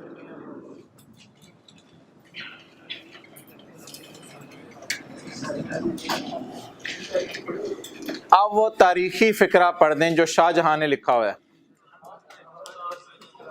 शाहीन के सवाल में शाहजहां ने क्या लिखा हुआ है जिसकी वजह से करंट ईयर टैक्स वालों के प्रॉफिट एक्सीड अकाउंटिंग वालों के प्रॉफिट बाय 5 मिलियन। अब इधर फिक्रा जरा, करंट ईयर टैक्स वालों के प्रॉफिट एक्सीड अकाउंटिंग वालों के प्रॉफिट बाय 5,000 प्लस 2856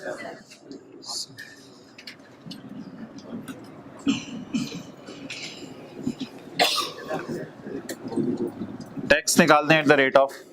यार में से ये बहस ना कीजिएगा ट्रायल में कौन सा करंट टैक्स पेबल पड़ा है, वो मैं आपसे बात करूंगा। ट्रायल में कौन सा करंट टैक्स पेबल पड़ा है, अभी ये बहस मेरे से ना कीजिएगा। Tax at the rate of 35%। 9,998 entry क्या है इसकी? 9,998। ये क्या, ये किधर है, एड लेस, ये किधर गया एड लेस? बस ठीक है, नहीं है डाटा अवेलेबल, नहीं, उसने डायरेक्ट दे दिया। तो 998 की एंट्री करें। करंट टैक्स एक्सपेंस डेबिट और प्रोविजन फॉर टैक्स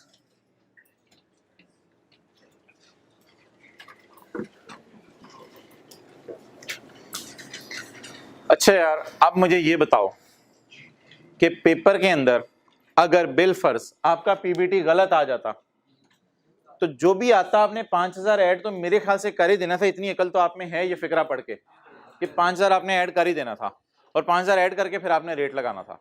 तो इसलिए बिल्कुल रिलैक्स रहा करें, कोई ऐसा मसला नहीं होता, बस जान मार के एडजस्टमेंट पोस्ट करने की कोशिश किया करें। मार्क्स इंशाल्लाह पूरे सवाल में से आधे मार्क्स बंदा ले लेता है।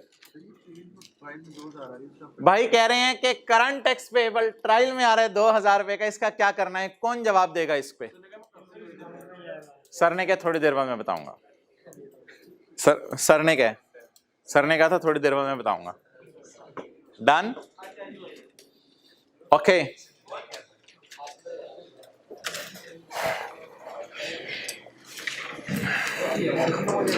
अच्छा जी, ओ भाईजान डेफर टैक्स कहां से निकालें? ओ भाईजान वो डिविडेंड है अगला ना, ना कैरिंग अमाउंट टैक्स बेस कहां गिवन है? कैरिंग अमाउंट टैक्स बेस कहां गिवन है? परमानेंट डिफरेंस है, चलें ठीक है, वो मुझे पता है, मुझे पता है परमानेंट डिफरेंस कोई गलती नहीं है, इसलिए मैं इस लाइन को पढ़ नहीं रहा जिसमें से 0.8 परमानेंट डिफरेंस है। अभी मैं इंशाल्लाह ये बात तफसील से समझानी है आपको इस लाइन का मतलब क्या है, लेकिन परमानेंट डिफरेंस एक गलती कोई नहीं है, परमानेंट डिफरेंस होते हैं, करंट टैक्स वर्किंग में आते हैं। मुझे बताएं कि मैं डेफर टैक्स कैसे निकालूं? सिर्फ एक बच्चे ने पूरी क्लास में जवाब दिया, आप लोग भी सोच लें सब। आप हाँ हाँ जी, शॉर्टकट तरीके से डेफर टैक्स निकालेंगे। एक शॉर्टकट तरीका मैंने सिखाया था डेफर टैक्स निकालने का, अकाउंटिंग प्रॉफिट और टैक्सेबल प्रॉफिट का डिफरेंस लेके भी मैंने कहा था डीटी निकल सकता है। ये बात कितने लोगों को थोड़ी थोड़ी याद आ रही है कि अकाउंटिंग प्रॉफिट और टैक्सेबल प्रॉफिट? अब ऐसा करते हैं कि कोई नहीं, हम 10 मिनट अपने ज़ाया करते हैं, इस बात को रिवाइज करते हैं, इस बात को रिवाइज करते हैं। नहीं नहीं, अब ये जबरदस्ती ना कहीं याद आ गया, हद होगी यार। वेपन को जंग लग गया है तो फिर वेपन निकालो। IAS 12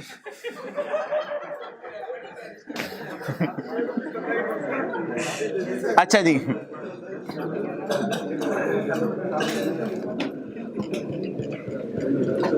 past paper question 6 IAS 12 volume 1।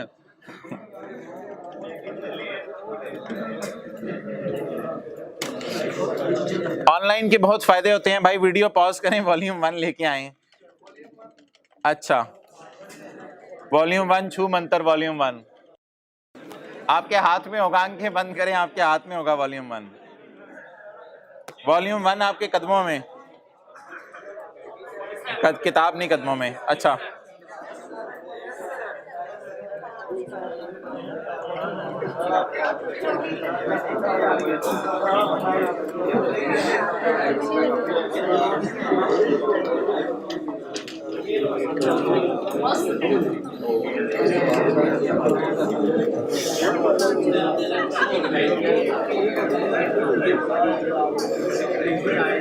यार ये एक मैंने पेज खोला है, पास पेपर क्वेश्चन 2 पेज 328। कैलकुलेटर अगर हाथों में है तो अटेंटिव हो जाएं और बात बड़ी गौर से सुने। इधर देखें, ये चीजें हाईलाइट क्लास में हुई हुई थी। ये कौन सा प्रॉफिट है? अकाउंटिंग प्रॉफिट, और ये टैक्सेबल प्रॉफिट। इधर कुछ और कहानी थी, the taxable profit is less than accounting profit by 1.5। इधर तो इस तरह की कोई कहानी थी, ठीक है जी। अच्छा, मैंने आपको यार कहा था कि शॉर्टकट में ना इन दोनों को कंपेयर करना होता है, अकाउंटिंग प्रॉफिट और टैक्सेबल प्रॉफिट को, लेकिन एक और चीज मैंने कही थी कि परमानेंट डिफरेंस का इफेक्ट डाल के परमानेंट डिफरेंस को कंसिडर करना होता है, परमानेंट डिफरेंसेस को देख के चलना होता है। अब इसका तरीका मैंने आपको ये बताया था कि आपने चार कॉलम बनाने हैं। अकाउंटिंग वालों का प्रॉफिट नहीं, कैरिंग अमाउंट टैक्स बेस नहीं, टैक्स वालों का प्रॉफिट, टैक्सेबल प्रॉफिट और डिफरेंस और टैक्स। इसे मैंने कहा था अकाउंटिंग प्रॉफिट को एडजस्ट करना है। कैसे करना है देखते रहें। प्रॉफिट कितने 60, इसमें से माइनस करना है 6 नजर आ रहे, परमानेंट डिफरेंस है ना, कोई एग्जाम्प्ट इनकम है, कैपिटल गेन इनकम। 60 माइनस 6 बोलें 54। अब 60 माइनस 6 को लिफ्ट ना कराएं, 54 को कंपेयर करें 58.5 से और इधर लोअर या ग्रेटर का साइन लगाएं, क्योंकि उल्टी करना या सीधी करना भी तो देखना है ना, तो इधर लोअर या ग्रेटर का साइन लगाएं, फिर इनका डिफरेंस आ जाएगा और इस पे टैक्स आ जाएगा। अब थोड़ा थोड़ा याद आया, ठीक है। तो किस किस का डिफरेंस लेना होता है, अकाउंटिंग प्रॉफिट का और साथ कौन सी इनकम लेनी होती है, या एग्जेम्प्ट इनकम या पेनल्टी वगैरह। क्लियर, पेनल्टी वगैरह ऐड होती है और एग्जेम्प्ट इनकम वगैरह। एग्जेम्प्ट इनकम को भी परमानेंट डिफरेंस कहते हैं, पेनल्टी को भी परमानेंट डिफरेंस कहते हैं। ओके, और इसके बाद एक चीज मैं और रिवाइज कराऊंगा साथ ही, वो ये कि इसका फॉर्मेट एक पेज पे बना हुआ था, पेज नंबर 255 पे, पेज 255 पे, हाँ शुक्र है, ये पेज 255 पे इसका फॉर्मेट भी बना हुआ है। एडजस्टेड अकाउंटिंग प्रॉफिट चाहिए होते हैं, टैक्सेबल प्रॉफिट चाहिए होते हैं, इनका डिफरेंस चाहिए होता है, और अकाउंटिंग प्रॉफिट को एडजस्ट कैसे करते हैं, plus fine minus exempt income, ये चीज अभी छोड़ें। और ग्रेटर हो तो लोअर हो तो सीधा या उल्टा करना, ये सारा बताया था। Important note for students, income statement using paper if carrying amount and tax based data is, अब carrying amount tax based data सवाल में अवेलेबल नहीं है तो मजबूरन अकाउंटिंग, और टीटीडी बाप बेटे का भी कोई जिक्र नहीं है, तो मजबूरन अकाउंटिंग प्रॉफिट और टैक्सेबल प्रॉफिट से खेलना पड़ेगा, इसलिए सवाल में परमानेंट डिफरेंस दिया हुआ है। अब आपने मुझे बताना है परमानेंट डिफरेंस फाइन है या एग्जेम्प्ट इनकम है, ये आपके लिए चैलेंज में दे रहा हूं। परमानेंट डिफरेंस फाइन है या एग्जेम्प्ट इनकम है, नहीं बताया हुआ उसने। 0.8 मिलियन और परमानेंट डिफरेंसेस,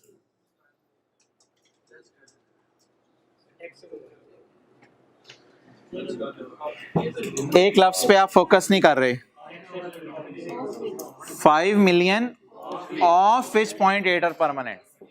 अच्छा चलें यार, सारी अकाउंटिंग फारिग करें, मुझे मैथमेटिकल बात बताएं, इस ऑर्गेनाइजेशन की ऐड वाली फिगर ज्यादा होंगी या लेस वाली, मैथमेटिकल बात एक बताएं, इस ऑर्गेनाइजेशन की ऐड वाली फिगर ज्यादा होंगी या लेस वाली फिगर ज्यादा होंगी। मेरे ख्याल से तो ये फिगर अगर ज्यादा लाना चाहता हूं तो हो सकता है ये 1,05,000 हो तो ये लाख हो, फिर ये 5,000 ज्यादा आएगा ना। क्या मैं ये कह सकता हूं कि अगर ये प्रॉफिट किसी भी ऑर्गेनाइजेशन का दुनिया में ज्यादा है तो ऐड वाली इनकी ज्यादा होंगी, और जिस बंदे का दुनिया में ये वाली फिगर कम है तो फिर उसके लेस वाली ज्यादा होंगी। तो क्या ये दावे से मैथमेटिकल बात कही जा सकती है कि इस ऑर्गेनाइजेशन का 28 इसलिए आ रहा है कि ऐड वाली ज्यादा चीजें और लेस वाली कम। 5,000 ऑफ विच 0.8 इज परमानेंट। अब बता दें ये कौन सा वाला परमानेंट है, फाइन वाला। ये कौन सा वाला परमानेंट है, फाइन पेनल्टी वाला। क्या लिखा हुआ है 5,000। आप सारी बात पढ़ें, current year taxable income exceed the accounting income by 5 of which, अब वो बता दें 0.8 है, लेकिन 0.8 को मैं 0.8 लिख नहीं सकता ना, 0.8 होता है 8 लाख, तो 8 लाख को कैसे लिखूं। और ये गलती नहीं है कि अब इसको मैं कुछ सेट करने बैठ जाऊं, ये फाइन वगैरह होगा, फाइन एटसेट्रा कोई चीज होगी। आप बता दें मैं 4 कॉलम क्या बनाऊं डेफर टैक्स निकालने की। ये मेरा DTE आना है, कैरी डाउन नहीं आना, ये DTE फॉर द ईयर आना है, क्योंकि ये फिगर्स कौन सी है सारी फॉर द ईयर। ये फिगर कौन सी है फॉर द ईयर, इस अप्रोच से DTE आता है, कैरी डाउन नहीं आता। आप भाईजान वो बनाना शुरू करें आप चीजें। वर्किंग 9.1 बोलें क्या क्या बनाने,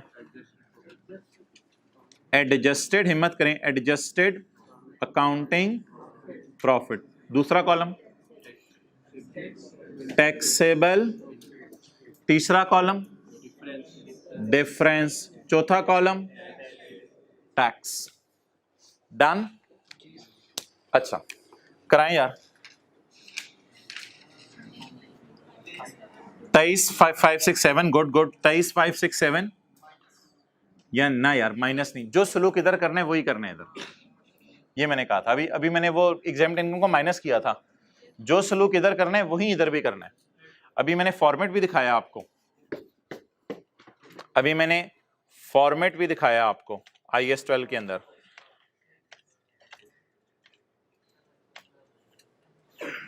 बहुत पुरानी कहानी हो गई, इसको तो ढूंढने के लिए भी दिन लग जाते हैं। ये देखो भाईजान, ये देखो डिडक्शन नॉट अलाउड क्या करनी होती है, और एग्जाम्ड इनकम लेस। तो हमें कैसे इल्हाम हुआ कि परमानेंट डिफरेंस ऐड वाला है, लेस वाला नहीं है। ऑफ विच, 5 में से। तो पता जिस शहजादे को पता होगा मैथमेटिकली 5 कहां आता है उसको तो समझ आ जाएगी 800 किधर है। चलें जी 2, 3, 5, 6, 7 प्लस इसको छोड़ें, ये बताएं 2, 4, 2, 8, 5, 6, 7 डिफरेंस टैक्स 1470। नाउ इस एडजस्टमेंट में अगला सवाल मेरा, आप बताएं इसको उल्टाना है या इसको रिकॉर्ड करना है। DTE डेबिट DTL क्रेडिट या DTL डेबिट DTE क्रेडिट। थोड़ी सी मैं आपको हेल्प कर दूं, ये फिगर कम आ रही है। अगर पेपर में कभी फंस जाएं तो एक तो तरीका ये होगा दलदल से निकलने का, लॉजिक सोच लें। 24 कमा रहा हूं मैं आज, टैक्स वाले 28 पे टैक्स मांग रहे हैं।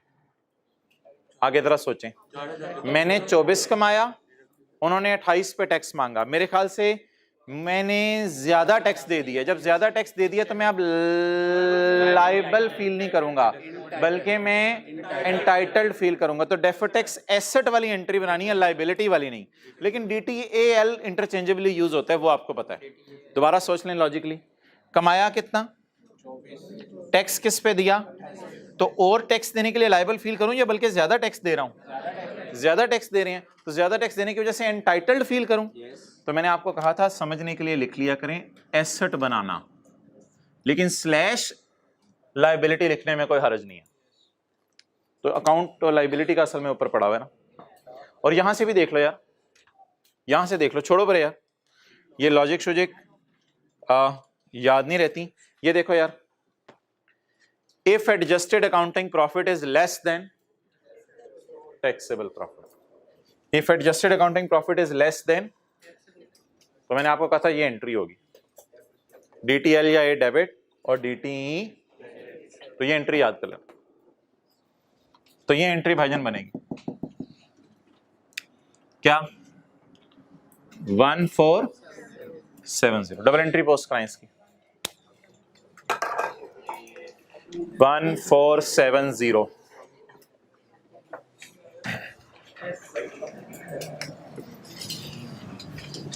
कराएं कराएं हिम्मत।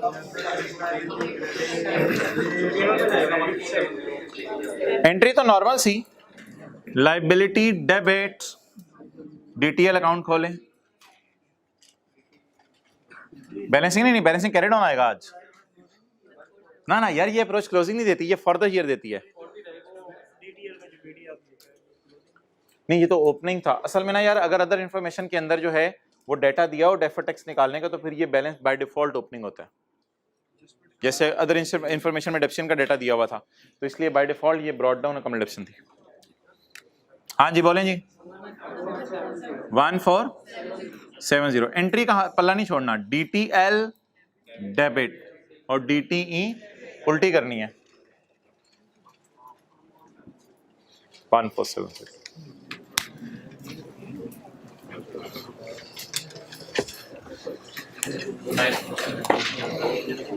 यार 800 का परमानेंट डिफरेंस करंट टैक्स की वर्किंग में है, इसको पढ़ा रहने दें या उल्टा दें? ओ भाई पढ़ा रहने दें, वो कोई मसला ही नहीं हमें 800 का डिफरेंस।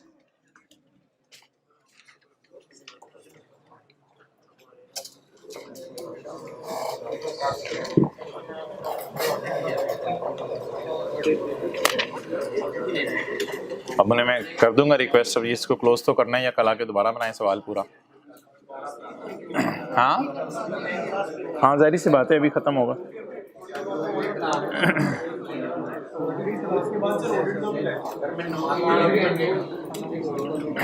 ओके भाई, आगे एक डिविडेंड की एडजस्टमेंट रहेगी है VII, और एक जो लाइन मैंने मिटाई हुई है। अच्छा, ऐसा करते हैं, ये लाइन अभी पढ़ लेते हैं, इसके ऊपर इंशाल्लाह अगर और बहस करनी हुई तो कल कर लेंगे। यहां तक बातें हमारी खत्म हो गई। हमें इल्हाम कैसे हुआ था करंट टैक्स की वर्किंग खोलनी है। उसने बताया हुआ था कि अकाउंटिंग प्रॉफिट टैक्सेबल प्रॉफिट से, तो अकाउंटिंग प्रॉफिट तो अवेलेबल ही नहीं थे, वो निकाले, टैक्सेबल प्रॉफिट भी अल्लाह का शुक्र है फिर निकल आए, उस पर रेट लगाया तो करंट टैक्स निकल आया। पिछले सवालों में करंट टैक्स की फिगर दी होती थी या निकालनी पड़ती थी? दी होती थी। इस सवाल में करंट टैक्स की फिगर निकालनी पड़ी। डेफर टैक्स के बारे में ना टीटीडी का जिक्र था, कोई जिक्र ही नहीं था बाप का। हर सवाल में टीटीडी लगे होते थे हम, इधर कोई जिक्र ही नहीं था, तो मजबूरन फिर करंट टैक्स की अप्रोच लगानी पड़ी। इसी वजह से उसने परमानेंट डिफरेंस भी दिए हुए थे। अच्छा यार, मुझे ये बताएं, बैलेंस शीट के अंदर अगर कोई लायबिलिटी नजर आ रही हो, बैलेंस शीट के अंदर अगर कोई लायबिलिटी नजर आ रही हो, मिसाल के तौर पे आपकी अपनी बैलेंस शीट है, उसमें लायबिलिटी नजर आ रही है 5,000 कॉलेज की तरफ फीस, और वो आपके दिल के अंदर एक बात है कि मैंने 5,000 कॉलेज को फीस देनी है। प्रिंसिपल साहब कहें जाओ यार आपको माफ की, जाओ यार आपको माफ की, एंट्री बताएं, एंट्री बताएं, लायबिलिटी खड़ी रहने देंगे या लायबिलिटी खत्म कर देंगे? लायबिलिटी खड़ी रहने देंगे, खत्म कर देंगे? लायबिलिटीज एसेट राइट ऑफ करने की एंट्रीज आपको आती हैं, लायबिलिटी खत्म करने की एंट्री आज बताएं। लायबिलिटी डेबिट और इनकम क्रेडिट, डन। एसेट खत्म करने की तो एंट्रीज आपको आती हैं, bad debt debit, debtor credit, ये क्या खत्म करने की एंट्री है? लायबिलिटी। ओके, एक सीटीपी नजर आ रहा था ट्रायल के फेस पे।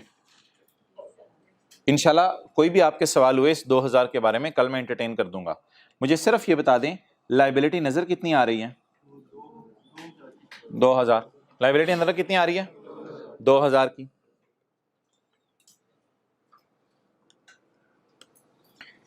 इस साल 5 मिलियन मैंने पे किए full and final. Full and final का मतलब है प्रिंसिपल साहब बस यही है मेरे पास, खत्म बात, फुल नहीं, इसके बाद आपने मुझे कुछ नहीं कहना। इस साल मैंने 5 मिलियन पे किया full and final of tax against which a liability had been made in previous year. इस साल मैंने टैक्स वालों को 5 मिलियन दे दिया जिसके लिए मैं पिछले साल 7,000 लायबल फील कर रहा था। इस साल 5,000 देके जान छुड़ा ली, इस साल 5,000 देके जान छुड़ा ली, बाकी 2,000 मेरी क्या होनी चाहिए? पिछले साल मैंने इनको कितने देने थे? यार पिछले साल इस तरह की वर्किंग हुई होगी, थोड़ा सा विजुअलाइज करें, पिछले साल इस तरह की वर्किंग हुई होगी। पिछले साल यहां मैंने बुक कर दिया था 7,000। पिछले साल मैंने कितना बुक कर दिया था? सीटी डेबिट सीटीपी क्रेडिट 7,000। पिछले साल इस तरह की वर्किंग हुई होगी। पिछले साल कितना बुक किया सर, आपको कैसे पता चला? Against which a liability had been booked in the previous year.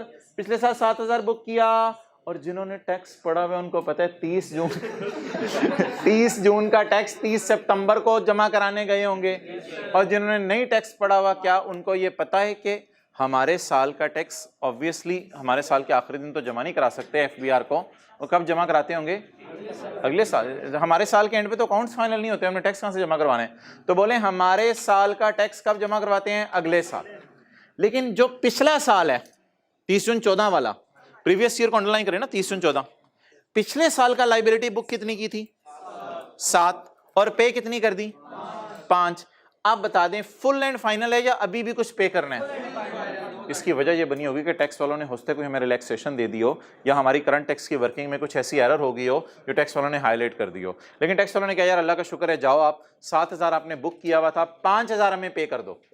मुझे बता दें बाकी 2,000 का क्या करें? और भाई इनकम में कैसे डालूं, वो तो लायबिलिटी में पड़ा हुआ है। वो तो लाइबिलिटी में पड़ा हुआ है सर, हमें कैसे इल्हाम होगा ये वो वाला 2000 है भाई, ये अब अदर इंफॉर्मेशन में 7 और 5 का डिफरेंस ही ये 2000 है, और हमें कैसे इल्हाम होगा ये वो वाला 2000 पड़ा हुआ है। ओ भाईजान 100% मार्क्स नहीं लेने होते पेपर में। अब जो एडजस्टमेंट हो गई है वो तो समझ रहे ना, जो ICAP ने टेस्ट कर दी है, हर दफा फाइनल अकाउंट में कोई ना कोई ऐसा पंगा तो वो डालेगा और वो अगली दफा वालों को कराया जाएगा। तो इसलिए जो आपके अटेम्प्ट में आने वो अगली दफा वालों को कराया जाएगा। तो इनके साथ जो पंगा हुआ था वो मैं बता रहा हूँ, पता नहीं कौन कहते हैं जो है पहले CA आसान था। ये किस अटेम्प्ट का सवाल है? 2010 का। ऐसे ही मारे रहते पिछले लोग आसान। अच्छा जी, तो भाईजान आप लोगों के साथ भी फिर यही होती है, 10 साल बाद आपको भी कोई कह रहा होगा तुम लोगों के ज़माने में क्या था CA तो अच्छा, तो बोलें जी कितना देना था पिछले साल, कितना फुल एंड फाइनल दे आए? 5। कितना देना ही नहीं? और भाईजान अगर ये इस साल का करंट टैक्स होता ना तो इसका CTE भी पड़ा होता, इसका CTE नहीं पड़ा हुआ था 2000 का, इसलिए ये इस साल का करंट टैक्स नहीं था। अगर ये इस साल का करंट टैक्स होता तो क्या एंट्री हो चुकी होती? Current tax expense, current tax payable, लेकिन ये इस साल का करंट टैक्स तो है ही नहीं। ये किस साल का पेएबल है? आप बोलें जी इसको क्या करें, इसको सही करें, पेएबल खत्म करने की एंट्री बताएं, मुंह पे खत्म करें पेएबल। एंट्री बताएं। CTP नजर आ रहे हैं ना हमें? CTP है या प्रोविजन है, जो मर्जी नाम आप इसका रखें, इसको डेबिट करें। यार ये ना अदर इनकम में नहीं जाता, ये जहां पिछले साल खर्चे में गया था वहीं इस साल खर्चे में उलटता है। ये जहां पिछले साल खर्चे में गया था ये वहीं इस साल उलटता है। इसमें रिटेन्ड अर्निंग हिट नहीं होती, ये बात मैं इंशाल्लाह आपसे कल करूंगा। इसमें क्यों नहीं रिटेन्ड अर्निंग हिट होती, इसमें रिटेन्ड अर्निंग हिट नहीं होती, ये बात मैं आपसे please do not close the things, dividend adjustment is left. Okay बताएं जी 2000 का क्या करूं, 2000 का क्या करूं? 2000 ये मेरी लाइबिलिटी है या फुल एंड फाइनल सेटलमेंट कर आया हूं? क्या स्टिल लायबल फील करूं या ना फील करूं? दिल चाह रहा है लाइबिलिटी खत्म करना, अदर इनकम में बुक करूं, लेकिन स्टैंडर्ड कहता है नहीं भाई, लाइबिलिटी खत्म करना वहीं बुक करो जहां लाइबिलिटी रिकॉर्ड की थी। तो CTP उल्टाने की एंट्री आज बता दें, CTP डेबिट, CT क्रेडिट। कितने से? यार ये तो फेस पे ही कर दें ताकि ये 0 हो जाए, ये फेस पे कर दें डेबिट। क्रेडिट कहां कर दूं मैं? और यूजर को बता दें ये किस साल का है, और CT प्रायर भी मैं कल आपको रिवाइज कराऊंगा, ये क्लास में पढ़ाया हुआ है, ये कल आपको रिवाइज कराऊंगा, CT प्रायर पढ़ाया हुआ है क्लास में।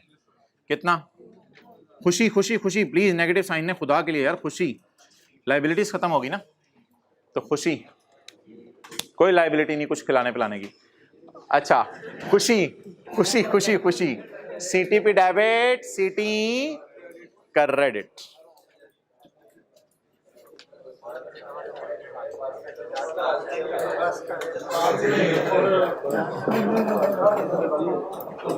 चलो ठीक है, फिर मुझे ही थोड़ा सा अपने ऊपर कुछ पत्थर रखना पड़ेगा दिल पे, ये सारा आके कल फिर मैं नोट करूंगा दोबारा।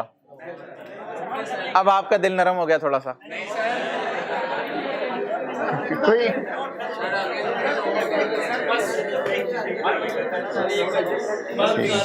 अच्छा इसकी तस्वीर खींच लेते हैं, फिर इसकी तस्वीर खींच ले। नहीं नोट तो फिर मैं ही करूंगा, नोट मैं ही करूंगा।